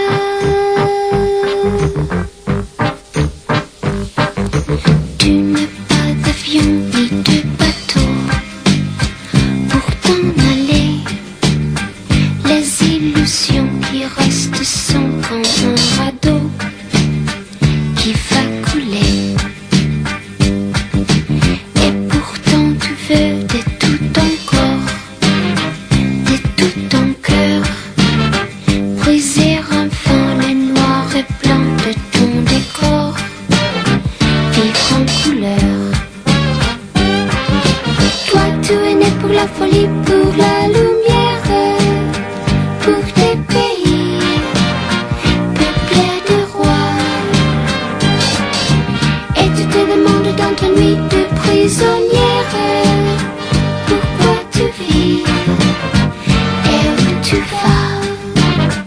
Pourquoi tu vis et où tu vas.